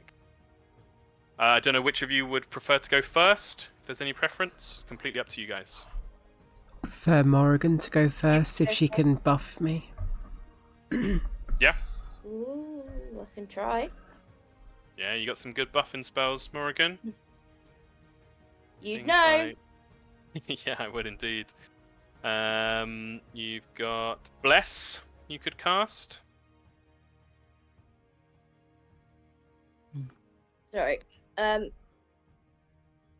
Yeah, I can do bless or I can do guidance. Do Yeah, both, you right? could absolutely do. Yeah, you could do both. Which one? Yeah, I'll do both. Yeah. So Yeah. Bless Yeah. works very differently to D&D. It's like a growing thing in Pathfinder. So it begins with you emanating 5 feet around you. Any of your companions in that space get a +1 bonus to their attack rolls. And then each turn, you don't have to do this. It can just stay at 5 feet. But each turn, if you want to, you can spend an action to make it 10 feet, then 15 feet, then 20 feet, and so on, bigger and bigger. But Okay. right now, it will just be 5 feet. Yeah. Okay. So only Revna for now. So only Revna at this moment in time, yeah. But you could certainly cast Guidance Yeah. across to Okay. Celia. So I'll do bless, and then it will start increasing if I want Awesome. it to. Yep. And then I'll do guidance on Celia. Sounds perfect. Very, very nice. Let me add Bless in turn order to remind me. And I'll put a little aura on you. Because that lasts for a minute. So it lasts for a minute automatically. Whatever happens. You don't have to sustain it. It's only if you want to spend the action to make it bigger each turn. Put a little token on you for Blessed. Which is probably worth it. It's a good spell to my understanding. And I'll do the aura in a second. And then Guidance on Celia. I'll just do a little feather for now. Cool. That is your turn. Celia, your turn. So, before this happened, Celia was sweating profusely and breathing quite heavily at the sight of your mag.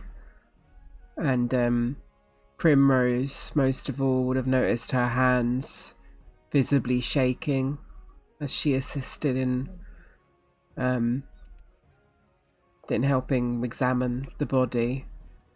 But more perceptive people, such as Scrick, may have noticed that she's just baring her teeth in like pure anger. And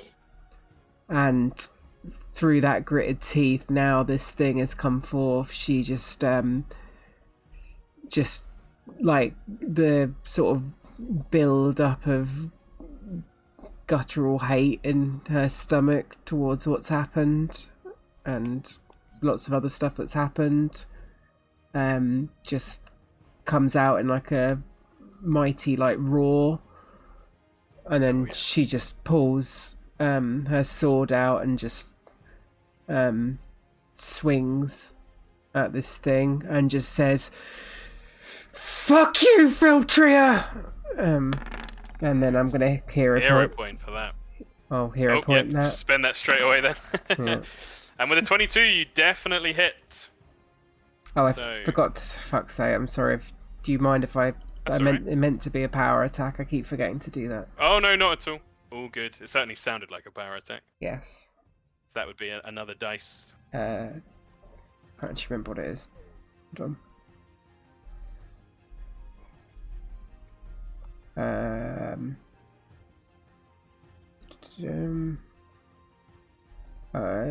Extra weapon die damage D8.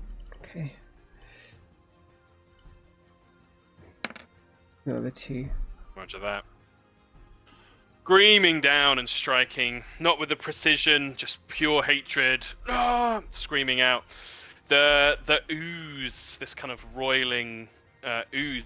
As your sword strikes it, it actually seems to react to that and almost instantly forming like a scab as the blood clots where your sword strikes it. And it's actually going to use its clot reaction to reduce your damage by 5. So you actually don't do too much there, but you get a little sense of something this creature can do. And you have 1 action left. Would I? Because I drew my sword. Oh, you're absolutely right. Thank you. Good play. Right. This creature, lurching out, thought it was going to get the jump on you. I assume by the It way is that going a 23 was not a crit. Because of guidance, it would have been a crit. Oh shit. Yeah, so roll that critical damage instead. It's still going to use its reaction just the same. Oh my fucking god! Do I roll? And the D8 doubles. I'm going to Yeah. keep that D8 though. So Yeah. 28 damage reduced. Woo! Right, so let me add that back on and then just take it all away. Holy shit. That's why Morrigan always That's goes much more first. suitable for your... Yeah! Yeah, let that be the lesson. +1 makes all the fucking difference. God, doing maths. 24, 26. Oh, yeah, a much heftier blow. The scab forms, but you just push through it and just slice a hunk of this creature off. And as this bloody mass hits the ground, it just falls and loses all sense of shape and movement, falling on the ground. A bit more It is now the thematically creature's appropriate. Very cool. Right. It is going to... I'm just going to go pee quickly. No worries.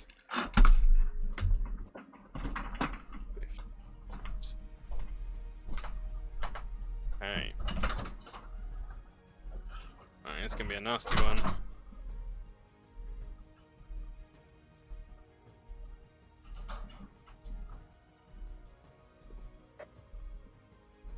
Okay, I need... Natalie will have to do it when she gets back. But I need Scrick, Primrose. Interestingly, not Dandy? I might check it. No, he's not a combatant anymore. I'm not having him be in danger. Fuck, Cool. it's too annoying. Gotcha. So just then, Primrose, Scrick, Celia, Peepers, and Morrigan all need to make Fortitude saving throws for me, please. Okay. As this Fortitude. creature almost draws itself inwards, and as it does so, you each feel your own blood being pulled out of your skin as it attempts to siphon Blood, I need. vitality.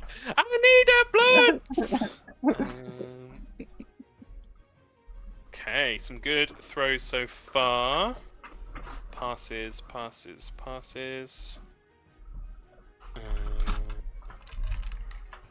Do I need to make a thingy? A Fortitude save for me, please. Yeah, as this creature seems to be trying to pull the blood out of the people around it. As it uses its Siphon Vitality ability. Okay, interesting rolls. A 21 was what people needed. So Primrose... everyone's going to take half, except for Primrose, who will take the full amount of this.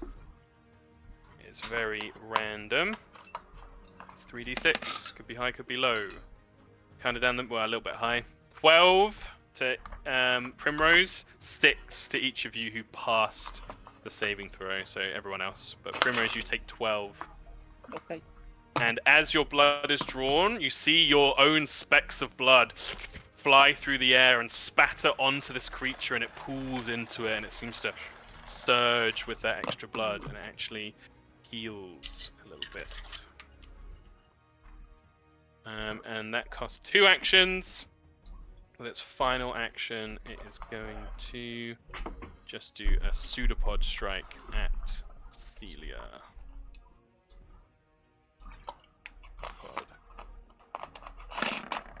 For a natural 20, landing a critical hit right back at you. Yeah. 24 damage. Can I use And then my reaction to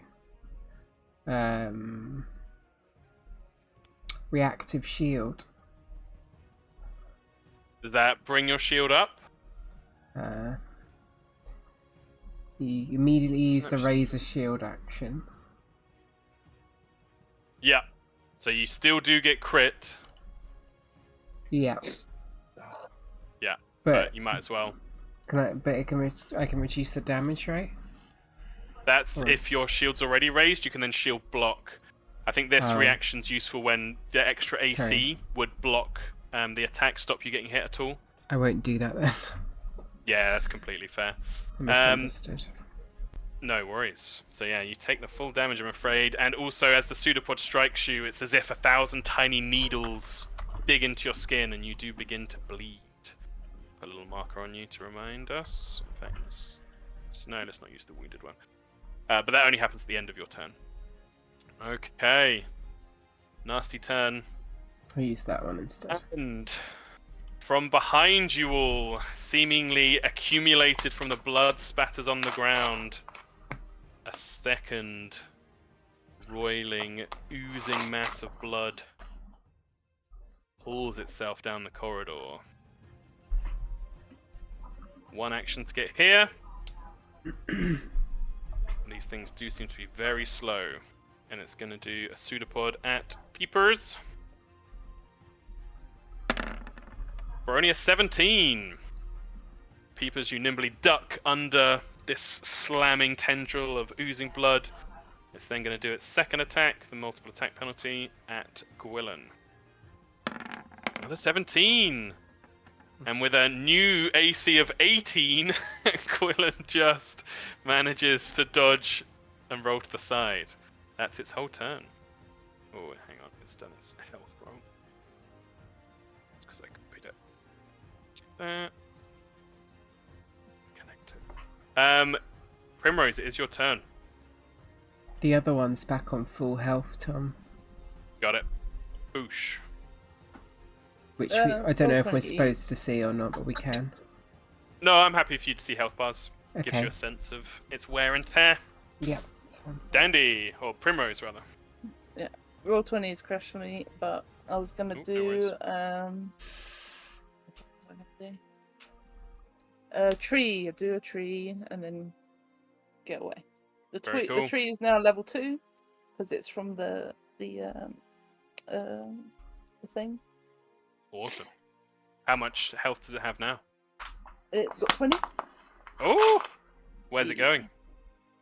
I can't remember because I can't see the map, but like in the middle, in a good position. You can pick. Maybe one. here, between me and Scrick. Yeah, because you're backing off, so that would make the most sense. Awesome. And I will change it to 20 and update its default. Very nice. 20 HP. Love that spell. Sentinel. Cool. And then you're backing up. Shall I move you your full 25? Yeah, I've got 30. Oh, nice. Just Wherever's away. the safe. Yeah, just away. Let's get you back in the corner. Nice. Yeah, it doesn't seem to lash out at you. Doesn't seem to have the attack of opportunity ability. Scrick. Okay. Hmm. Well, he's going to try and recall knowledge to see if he knows anything about these blood creatures. Horrible blood creatures. Got it. Or if he can discern anything about them. What is your Um, occultism modifier? 8. Rolling the secret check. It's always weird with the secret checks. It's like, do you want a hero point it? Not knowing what's going on. I just think you shouldn't be able to. Hero point knowledge Yeah, checks. that's fair. That's You very just either fair. know it or you don't. Yeah, Scrick, you look at these things. They're horrific. You haven't seen anything like this before. Yeah, you're not sure. I'm afraid. Oh shit. Well, yeah. We're really slow. Should we back up? Give us the advantage of range. And gonna back up. I just don't want this.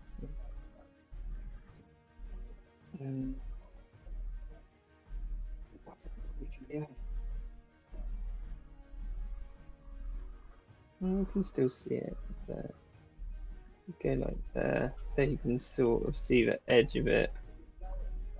That one there. Yep. He's gonna shoot it. Cool. See if it does anything at all. Quick draw. Yeah, quick draw. Love that ability. You draw, yeah. Oh, definitely. In fact, that's a crit. Roll critical damage. Yeah. 13. Nice. Oh, yeah, 'cause it's deadly. Very cool. Yeah, absolutely. The arrow flies forth, skimming through the cave in between your companions, buries itself. You see that creature scabs over once more as at its turn, so it's going to use its reaction to clot and reduce the damage, but it does cause harm. Okay. Yep, that's his turn. Oh yeah, actually you recalled knowledge. Gwilyn doesn't want to be next to this thing, so she's gonna ride over here. Gonna check her sight lines, but I think you guys have got enough light going on. Yeah, you have. She's going to use her archer's aim. I've actually upgraded it a bit now, so she gets to make an aimed strike. That's a crit as well. Oh. What? Wow, we're talking big damage. Meh.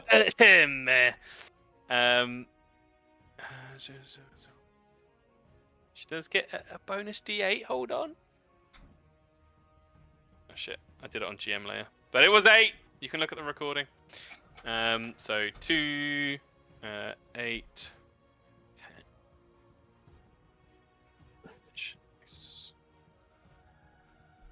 Cool. That's our full turn. Beepers. Woo! Okay. Wee woo. 1, 2, 3. Alrighty. Oh, Well, fuck! s- I haven't given you your new stuff. So your new, Oh. you have. Well, I gave you your You dedication gave, stuff. you gave me the paladin stuff, yeah. You Or also no, it's have- not paladin. You also have. You took another stance. You have. I took Cobra stance, yeah. You did indeed. So if you want to use that, I'm not saying it's better or worse here, but you do have it. I'm just gonna stick with good old tiger stance for now. Tiger stance, motherfucker. Cool. So that's one action. one Drop into action. tiger stance. Pull up.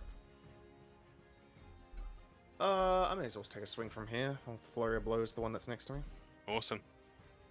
Let me just get this up. Attacks. Alright, there's like 7 buttons to press. Which one do I press again? To be entirely honest, I think it's the Tiger Claw attack main, the one that says Tiger Claw attack on it. Okay. Yeah. 21. So it will use its clot reaction to reduce some of that, but some of it still gets through. And number 2. That still hits. So nice. Yeah, these things seem very easy to hit and crit for that matter. One action left. Would you like to move or attack again? What? Or you could activate your thing. My what? I got a lot of things. Your glowing tattoos. Oh yeah! Let's do that, sure. Tattoo time! So I can actually see what's going on. Oh Yeah. shit, no, it's two Oh, it's actions. 2 actions. I Never suck. mind. No. Sorry.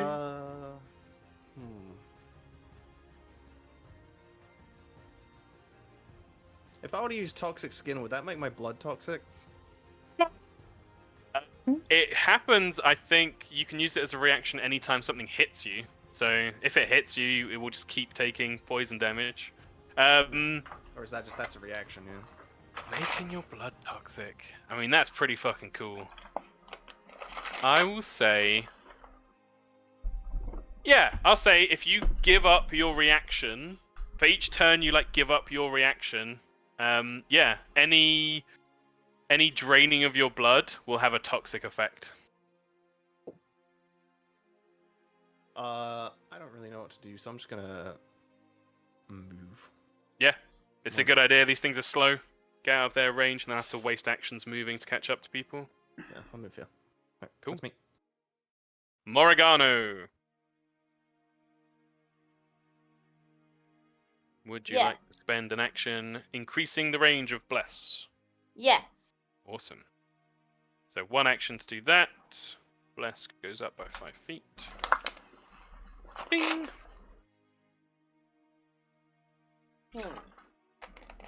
Now what to do?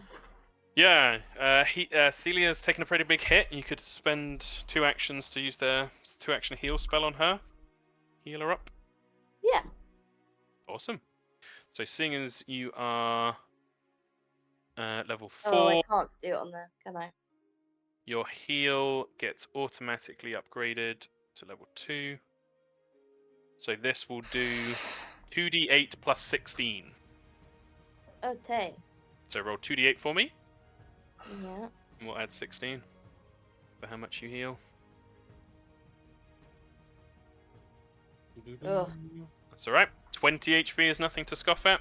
So 20 HP Very back true. to you, Celia. Thank you.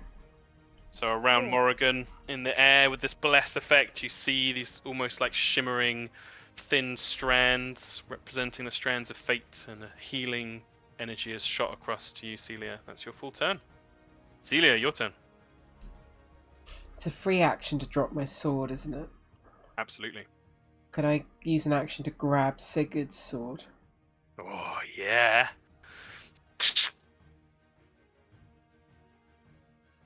snatched up Sigurd's sword from the ground. You feel its magical essence, the spark blade. Should I add anything to my inventory? Yeah, let me see if it's in the compendium. Ah, sadly not. Ah. It's called a spark blade. I might have it. I bought some stuff. Oh no, it's not for me. Ooh. Yeah, it's just Yeah. called spark blade. No, it didn't come up for me. I must not have the right thing. So you need to know is it works like a short sword. It's cold iron, which isn't going to come into things here, and it's a +1 weapon, so it gives you an extra +1 to your attack roll. And once per day, you can spend an action to point the spark blade at a foe within 30 feet, and essentially use the heightened version of the electric arc cantrip, dealing 2d4 +4 electric damage to 2 enemies within 30 feet. Can you add that to my character sheet? Absolutely. For now, I will just attack with one. Hell yeah. An attack with it. Yeah, just roll your short sword and add a +1. I'll add a short sword to my inventory for now. Oh, you're using a long sword, that's right. Yeah. Yeah, this is a short sword. Hold on. Short sword. Okay, short sword.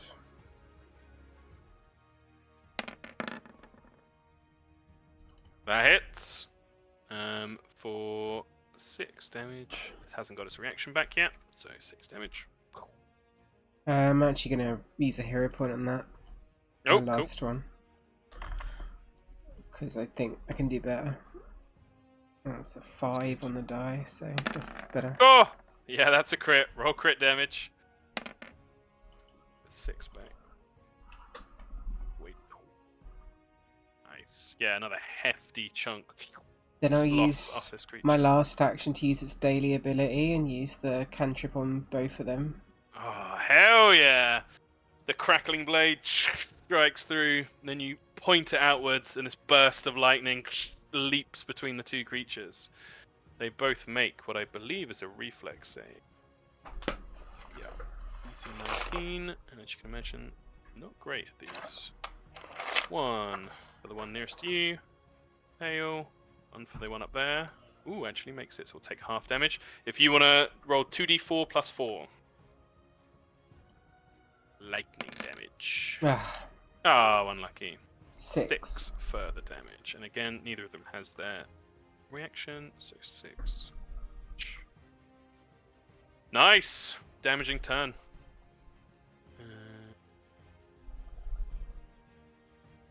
Cool. Right. Oh, at the end of your turn, you take 6 bleeding damage. So you take 6 damage, and you see as your blood seeps out, the creature next to you sucks it all up and heals for the amount you bled. But roll a d20 for me, 15 or higher, and you stop bleeding automatically. 15. Oh, nice! God, the adrenaline pumping through your body just diverts the blood elsewhere. You stop bleeding. Right, on this creature's turn. So, now that it has been a full round in combat, the clotting, that kind of scabbing, seems to harden across its whole body. This is something that happens automatically. I'm going to use shield. It's weird how you don't have the spark blade because it's. Oh wait, no. Troubles in Otari. Is that the? That's not the starter pack, is it? No, it's the one that follows Follow the up. starter pack. Yeah. That's what people buy. Yeah. So you see, and I might as well do it on the other one now because its turn is next. Their body starts to harden a bit. What was it called, Tom? Sigurd's spark blade. Sigurd's spark blade. I'll enter it. Thank you. So, yeah, it's been kind of isolated here next to Celia. Also, it's great the way they name tags overlap on my screen. It says Protect Trelia. Protect Trelia Brunt. Amazing. Yeah, it's mindless. It's just going to attack you, Celia. Pseudopod. Wow. 16. The natural 1. And just knock the blow aside. And it is then going to...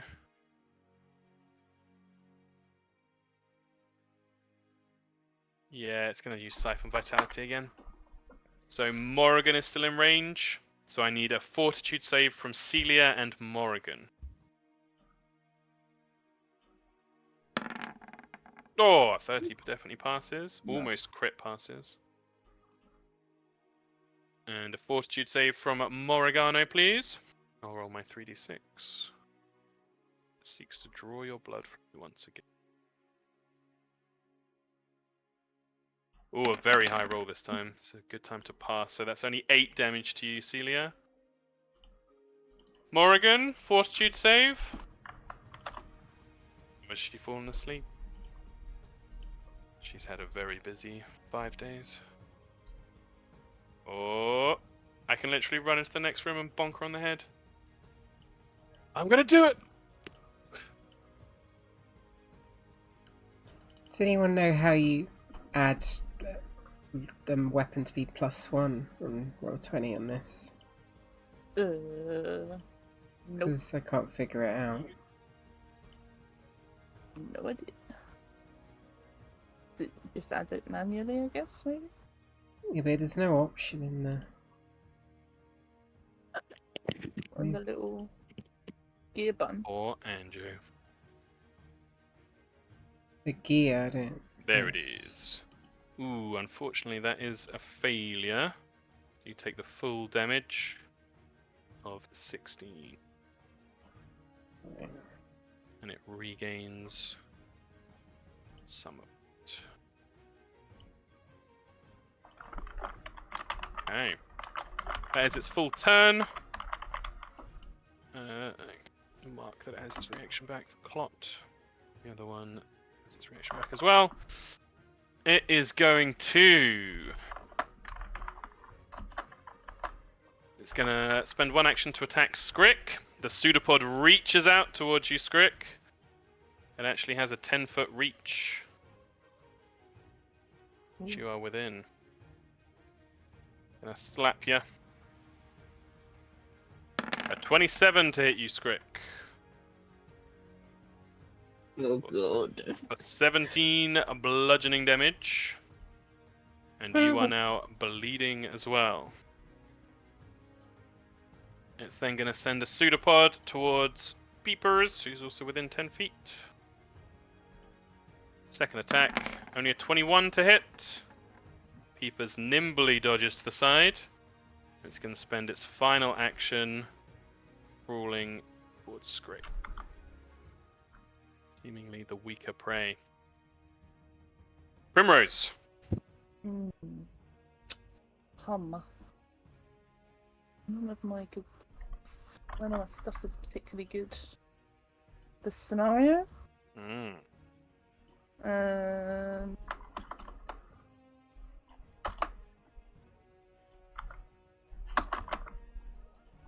I guess we could try a flourishing flora. Is +1 a +1 to damage as well, Tom? Or just to hit? From Bless. No, on a weapon, sorry. Oh, sorry, just to hit. Okay, good.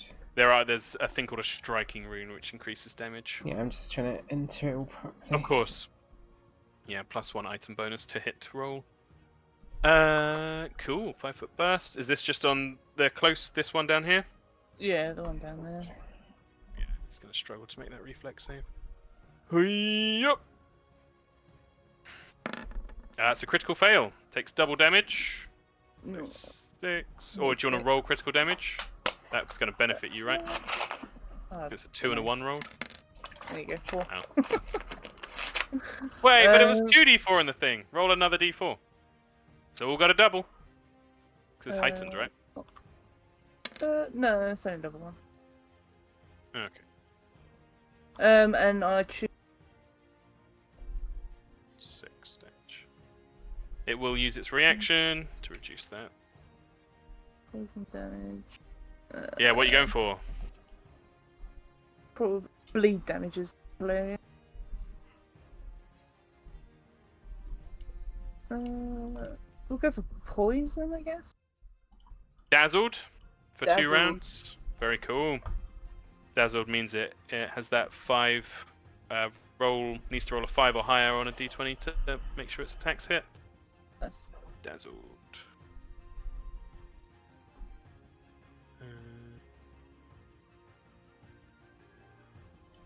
Cool. Anything else? You got one more action, I believe. I think I have. Dazzled. Hang on. Have a look. And it used clot. One action. I might as well. Just I'll cast this on Celia, just in case. But it's niche, so we'll see. Yeah, cool. Scrick. Can Scrick tumble through this guy? Yeah. I think you can tumble through a large creature. It's think as long as amazing it's to big- imagine it in my mind, As long as you bouncing can, across it. I think as long as you're smaller than them. I can't load it because the internet's been dodgy. You can try to move through the space of one enemy. Attempt an acrobatics check against the enemy's reflex DC as soon as you try to enter its space. You can tumble through using blah blah blah blah blah. Yeah, you've got enough movement to treat both its spaces as difficult terrain. Yeah. Okay. So acrobatics. Its reflex DC is 16. You've got to get a 16 or higher. Rolling. Rolling. Oh. I will hero point it. Roger that. Come on. Let's get a jump on him. Yeah, 23. 23 definitely makes it. So where do you want to go? Through to the other side? Like that. Maybe more like that.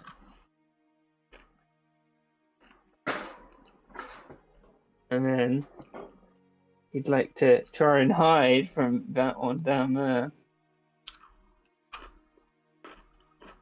Roger that. Which I think you do. Yeah. What's your stealth modifier? 11. 11. Got it.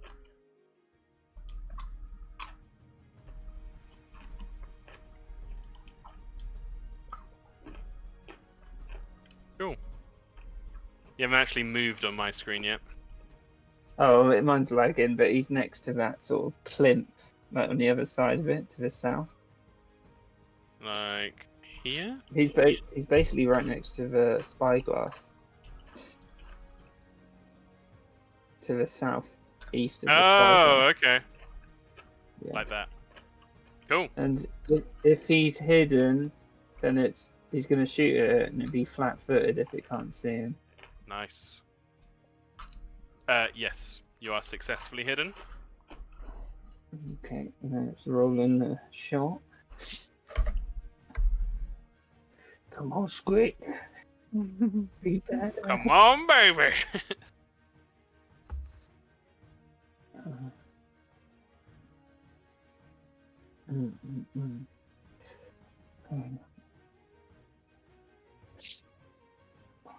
It takes so long.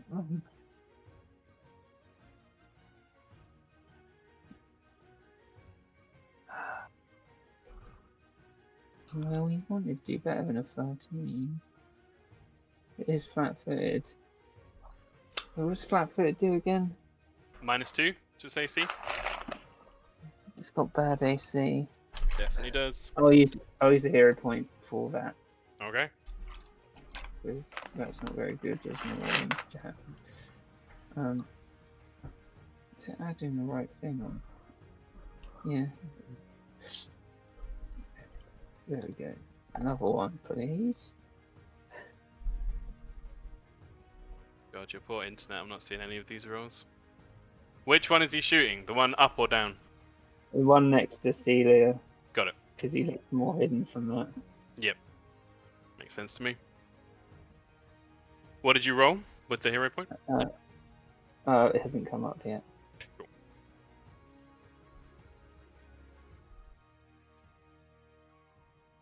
It's probably all going to come through at once when the internet comes back on. Yeah. A 22. 22, and with it being flat-footed, that would be a crit. However, as these blood things have been hardening, they are actually now immune to critical damage. So they just take normal damage from crit rolls. It takes 2 damage. Okay, it takes 2 damage. Well, Take it. I tried. Yep. Gwillen is just gonna stand in place. Archer's aim. So yeah, that actually it wouldn't be a crit. So 3 damage, peppering it down. And she's then, because she's actually got her third action this turn, she's then going to use her new ability, Rapid Shot. You take 2 quick shots against your aimed target, so you have to have used Archer's aim previously. Costs 1 action. It's kind of like Flurry of Blows. So she just quickly draws and looses 2 in quick succession. Pretty pants against something with good AC, because it does have the multiple attack penalty like normal. But against something like this, you might be alright. Yep, that hits. Okay, 9 doesn't hit. But another 5 damage. Not too bad. These arrows loose, ruffling Morrigan's hair as they fly past. That's her full turn. Beepers! All right. Bleep. 1, 2, 3. Okay. Let's investigate. Okay, so how does lay on hands work? So, because you're level 4, it gets automatically upped to level 2. So, if you use it on an ally, you got to be right next to them to use it. It's 1 action, and they regain 12 hit points because it's been leveled up. And it'll cost you a focus point, of which you have 2. Okay. Well, I'll lay on hands Skrick then. Awesome. So yeah, the glow, and the glow from Peepers is almost like crackling firelight, emanates from his tattoos, and Skrick, you feel yourself healed for 12 HP. I'll do it for you. I feel good. Also, this healing is going to be more important because I forgot to do your bleed damage, Skrick. You take... Oh god, I've been rolling good on those. So you take 6 bleed damage. That happened at the end of your turn. Whoop, I did that the wrong way. I healed you for 6. And then roll a d20 for me to see if you stop the bleeding naturally. Okay. Come on. You're 15 or higher. Just Just a splat roll. yeah.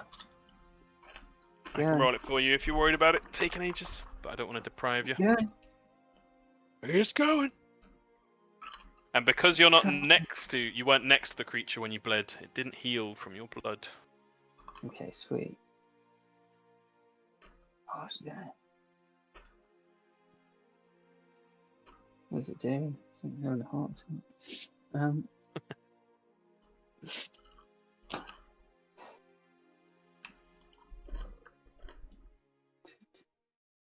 You can roll it if it's taking this long. No worries. Oh no, 8. Oh. You got an 8. 8 is not high enough, I'm afraid. If you let me roll it, I got an 18! Shit.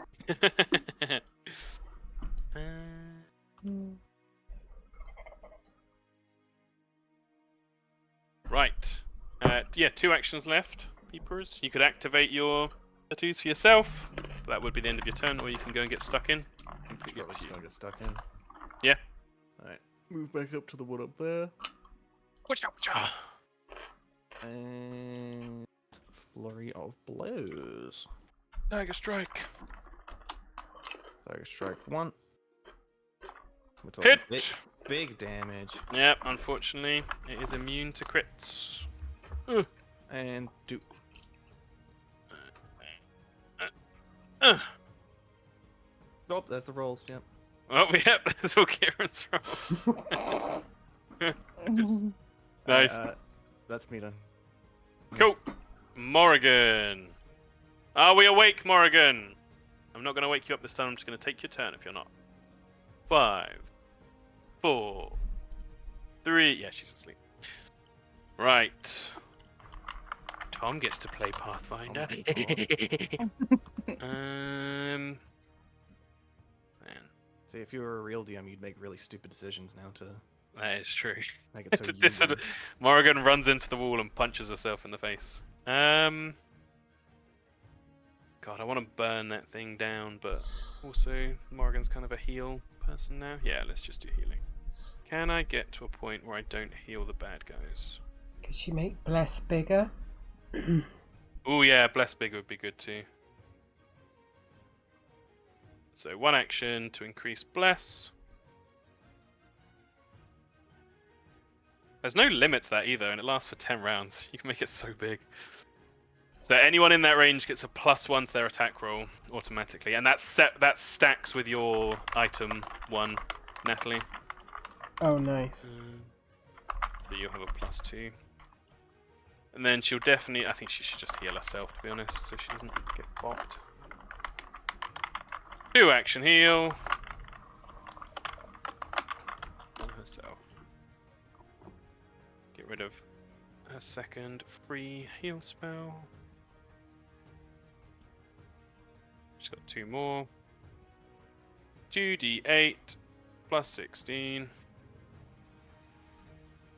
21. She's almost max health. Celia, your turn. I'm going to move so I'm in the Bless. Beautiful. And then I will make 1 attack.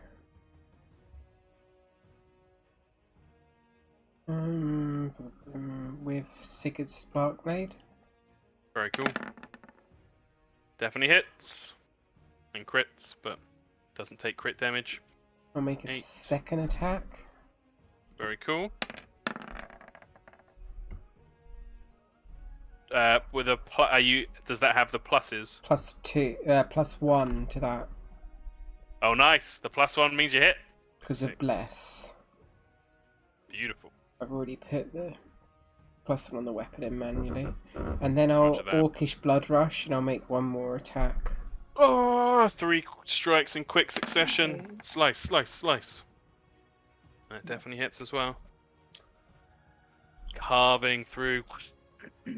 Even with the blood toughening, it seems to be losing its consistency under this rain of blows. It is its turn. Yeah, it's just going to try and hit you. Pseudopod attack on Celia. A 28 to hit. Has my tree died yet? Where's my tree? Oh no, your tree's right there. So this would intervene. I haven't been doing it because it's been the AoE. And I assume it's just attack rolls, I think, because it's like intervening. I think so. But it'll Not sure. definitely absorb all that damage. Yeah. So nothing to you, Celia, as the tree interposes itself. And yeah, it's a mindless creature. It's just going to attack 3 times. So second attack on Celia. A good roll. 27. Yes. It's not like a reaction for the tree, right? It can just keep doing it. Yeah, it just does it till it dies. All I right. think. So it takes, and you take 2, Celia.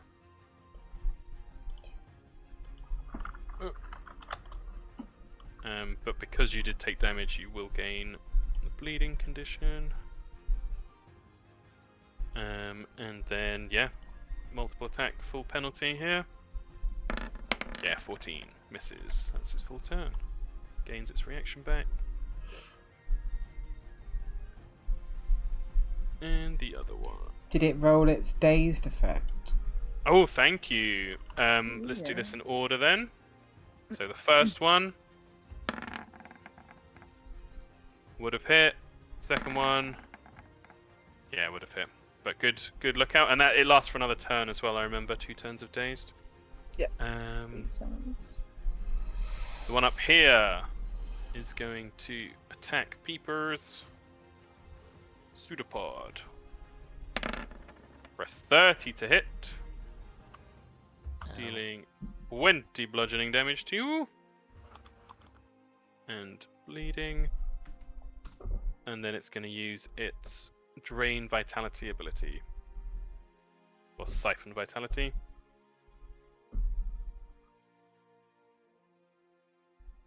So forced Tude save from Peepers and from Scrick. Oh my god, it keeps rolling so high on that damage. Oh my god. Alright. Yep. I think I've rolled 444, 664, 664. 28. EM bias. Oh, holy shit. Nice. So you only take half. Take 8. Okay. And then Scrick. It's cool. It's cool. No, that's Siphon Vitality.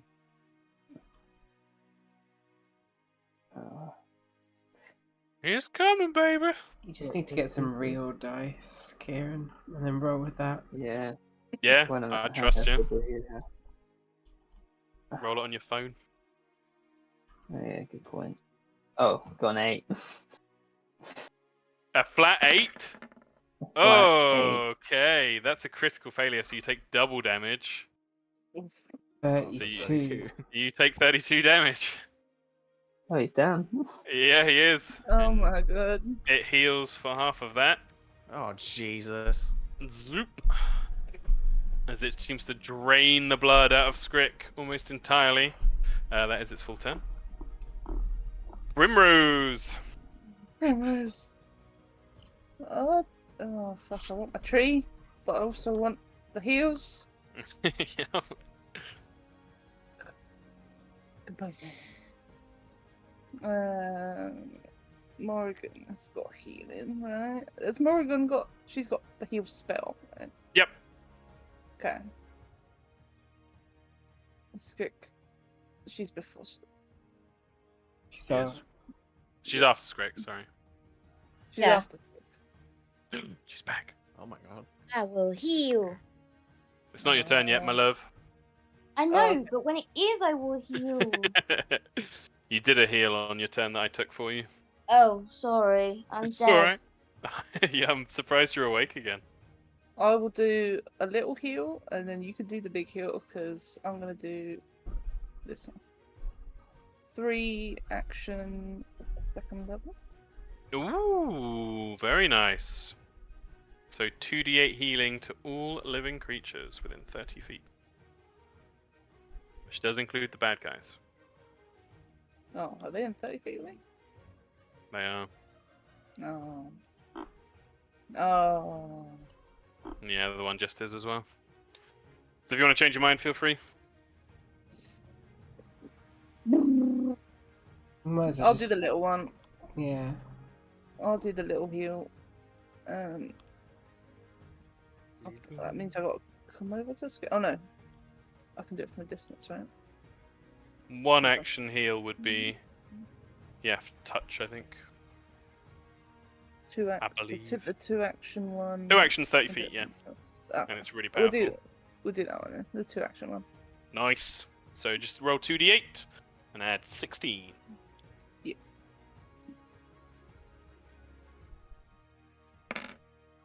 Oh! 30 healing back to you, Scrick. What is Yeah. Like a fucking yo-yo. Eh! Whoop! And come back up again. what is that face that Scrick's got on it? And then I'll only on 1 action. So.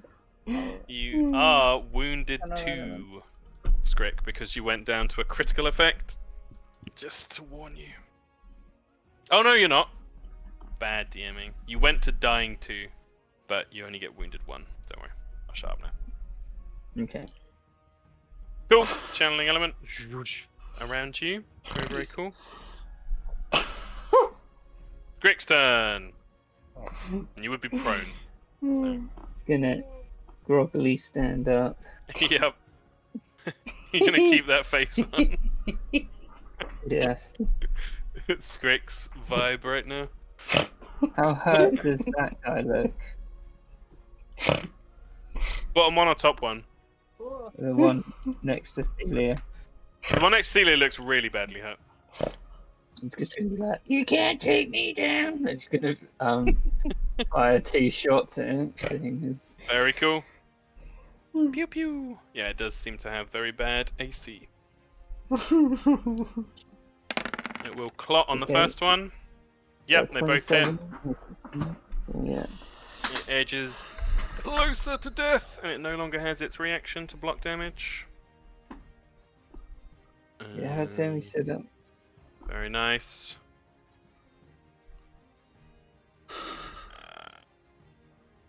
One second.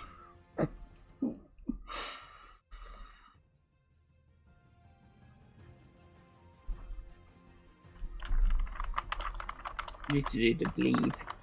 Oh, yeah. So, d6 damage. You're not next to either of them, so they can't heal from it. A 3. And then, yeah, flat d20.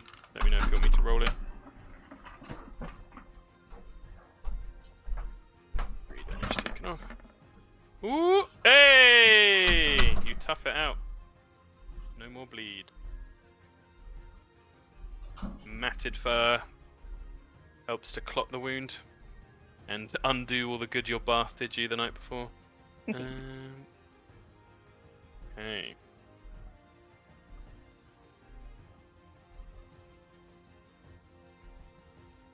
Gwilyn. Archer's aim. She's just going to be the turret that she is.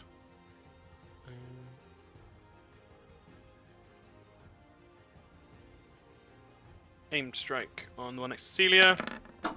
Definitely hits. Only 3 damage though. And she'll do rapid shot.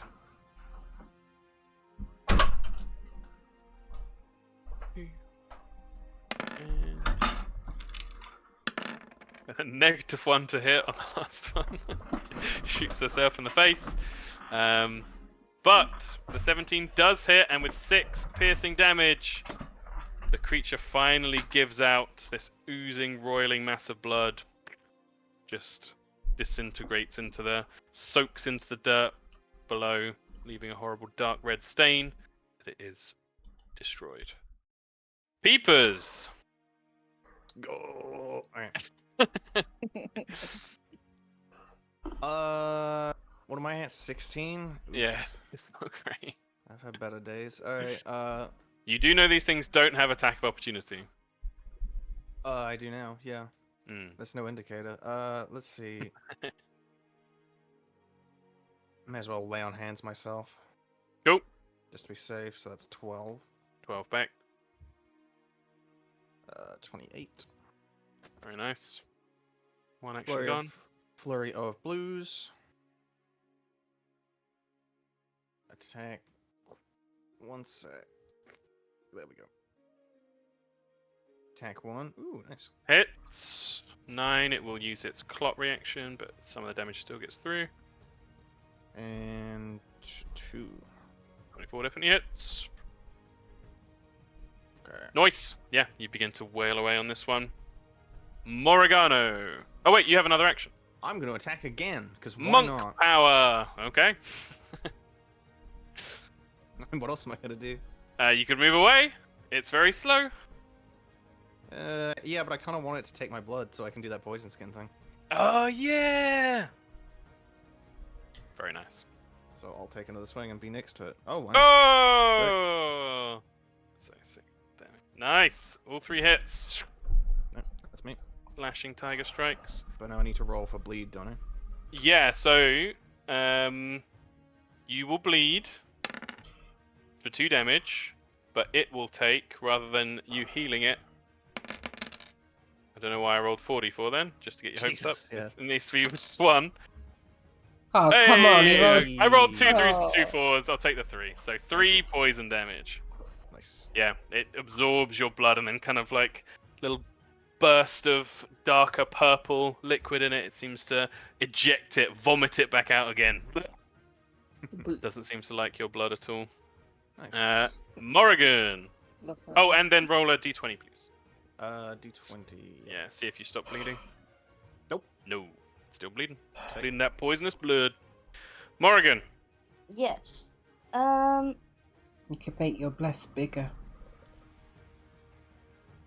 Want to keep How expanding your big- bless? Yeah. One action. Yeah. 20-foot radius. And then how are people looking? Good, bad, alright? Peepers is Peepers quite and hurt. Medium. Grick are kind of halfway each. Celia's taken some hits, but she's got more of a health pool. I will cast a 2-action heal then on Mhm. somebody, but I don't know who to pick. Skrick Peepers. is lower, but Peepers is in more danger. Okay. So probably Peepers is the smart one to go for. Peepers. Peepers! Fine. Win some points with my brother-in-law. Save his character Nice. from death. Back up to full Peepers! Oh. Thank you. This party's got good healing. That is, you only have one free use of heal left. Just so you know. Okay. Alright. Celia, your turn. Well, move up to here. You've joined Skrick in the stupid face club. This is too fun. Why has Hannah permanently got a 30-foot radius thing on her for me? Or is that just a glitch roll 20's done? It should only be Morrigan. Yeah. No, I've got an arrow that's coming from Primrose. It must That's be definitely glitch. Yeah. Yeah. Second action to attack. Definitely hits. Third Doesn't have its action. reaction. To attack. Definitely hits. Don't know why I didn't roll damage, but there you go. Nice. Solid damage.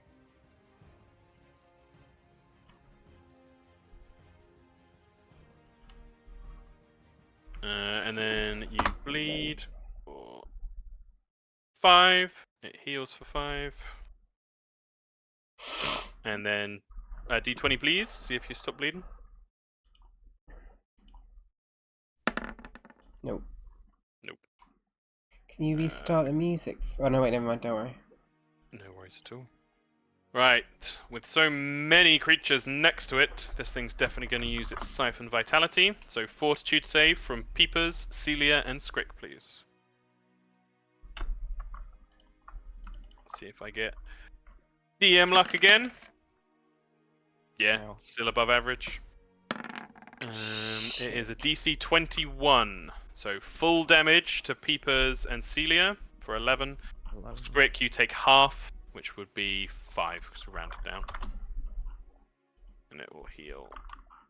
Oh, this is actually interesting. Because it heals off the creature it damages the most, but that's split between Peepers and Celia, and Peepers has the poison blood. So I'm going to roll 50. I'm going to roll a d6. Evens, it drains Celia's blood. Odds, it drains Peepers' blood. Okay. So instead of healing, it takes 4 more poison damage. Nice. No, nice. Poison Most- blood. The most damage I'm doing is through dying. And then it is gonna attack. Just like real life.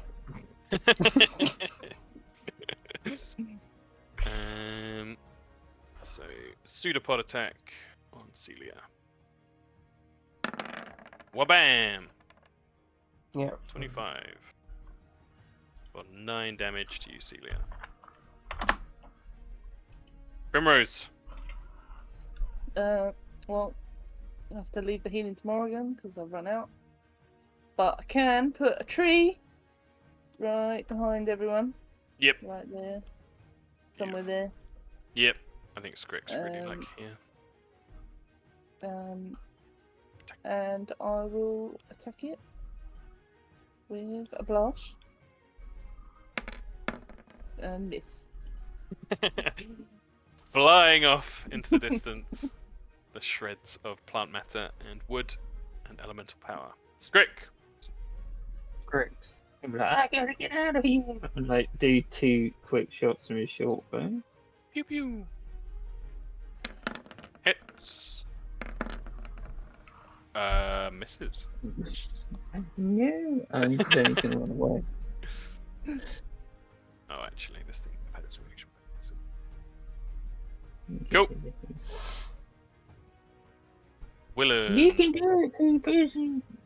Yeah. So See everyone ya. huddled at the back end of the Go. room. Team backline.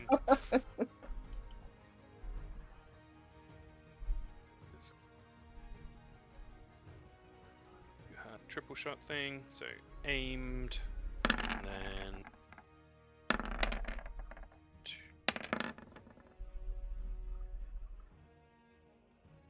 Oh shit! I might have been. Oh, it doesn't matter now. Oh god, her damage rolls. 6 total. One misses. Think I may have been shorting Gwilyn and Skrick on damage because I think the deadly still goes through, and actually she gets her 1d8. Cool. Peepers. Okay. Isn't really much for me to do at this point other than just go swinging.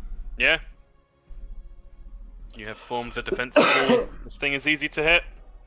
Yeah. Uh, Alright, swing 1. Oh yeah. Swing 2. That didn't hit. I did not. Swing 3. Hey! Just getting ready to bleed some more. Nice. My specialty. D6 bleed on you. You take 3. It takes 2. And then a D20, please. Don't I have one more action? Oh, sorry. God, I keep forgetting monk powers. Yep. Yeah. What you Well, I gonna can't- do? I can't attack again, so. Yeah, you can. You I can can? just Oh, yeah, it's you just just another continue to 3. attack at at 3. Okay. Yeah. Oh, Oh man. I was excited for a second. I saw green. Karate chop action. There we go. D20. Yeah. Yeah. If you stop bleeding. Not that you want to. There Nope. you Yeah, most I'm doing right now. go. Morrigan, your turn. Oh, the bless. Oh, actually, it doesn't make a difference. It would. No, okay. I don't think it changes anything now. It would have made one of Skrick's attacks hit, so an extra 2 damage. Good, Tom. Sorry. What you gonna do? You can increase bless if you want, but you already got everyone in its range. It's up to you. Celia looks like she needs some healing. He's got everyone. Healing. Heal them. Big heal. Yeah. I 2 don't action know heal why to I did Celia. that. Yeah. Uh, Oof, I tried. 16 plus 7 is 23. 23 HP back to you, Celia. 23. And you actually have an action left, Morrigan. Send Revner in if you want. Yeah. 1 action to command your beast, which gives Revner 2 actions. He's definitely got enough movement, or he's definitely got enough movement to get here. And then make a bite attack. Oh, whatcha! That misses. A natural one. It's just chewing on the blood side. Celia. Gonna do the same thing. Yep, we have reached that point. Burn it down. Ooh. The last 2 are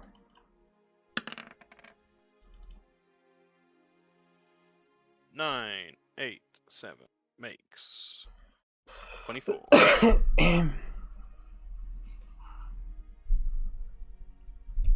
It is its turn. Oh, I need to take damage. Oh, yep. Bleed. Bleed. It is 1 damage. For which it heals. And you recover.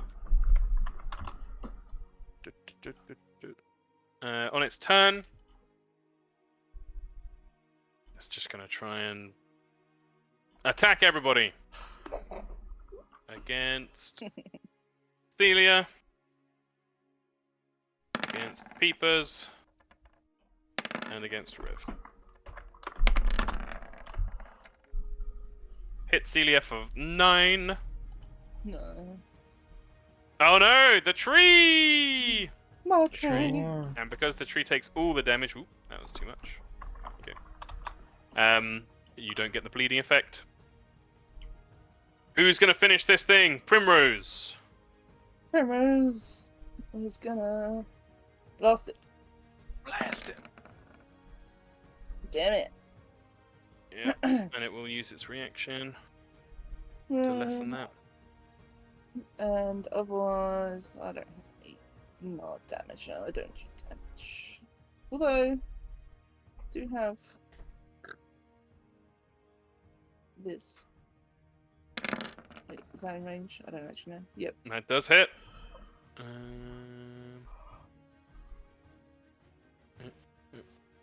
More. And he gets knocked back.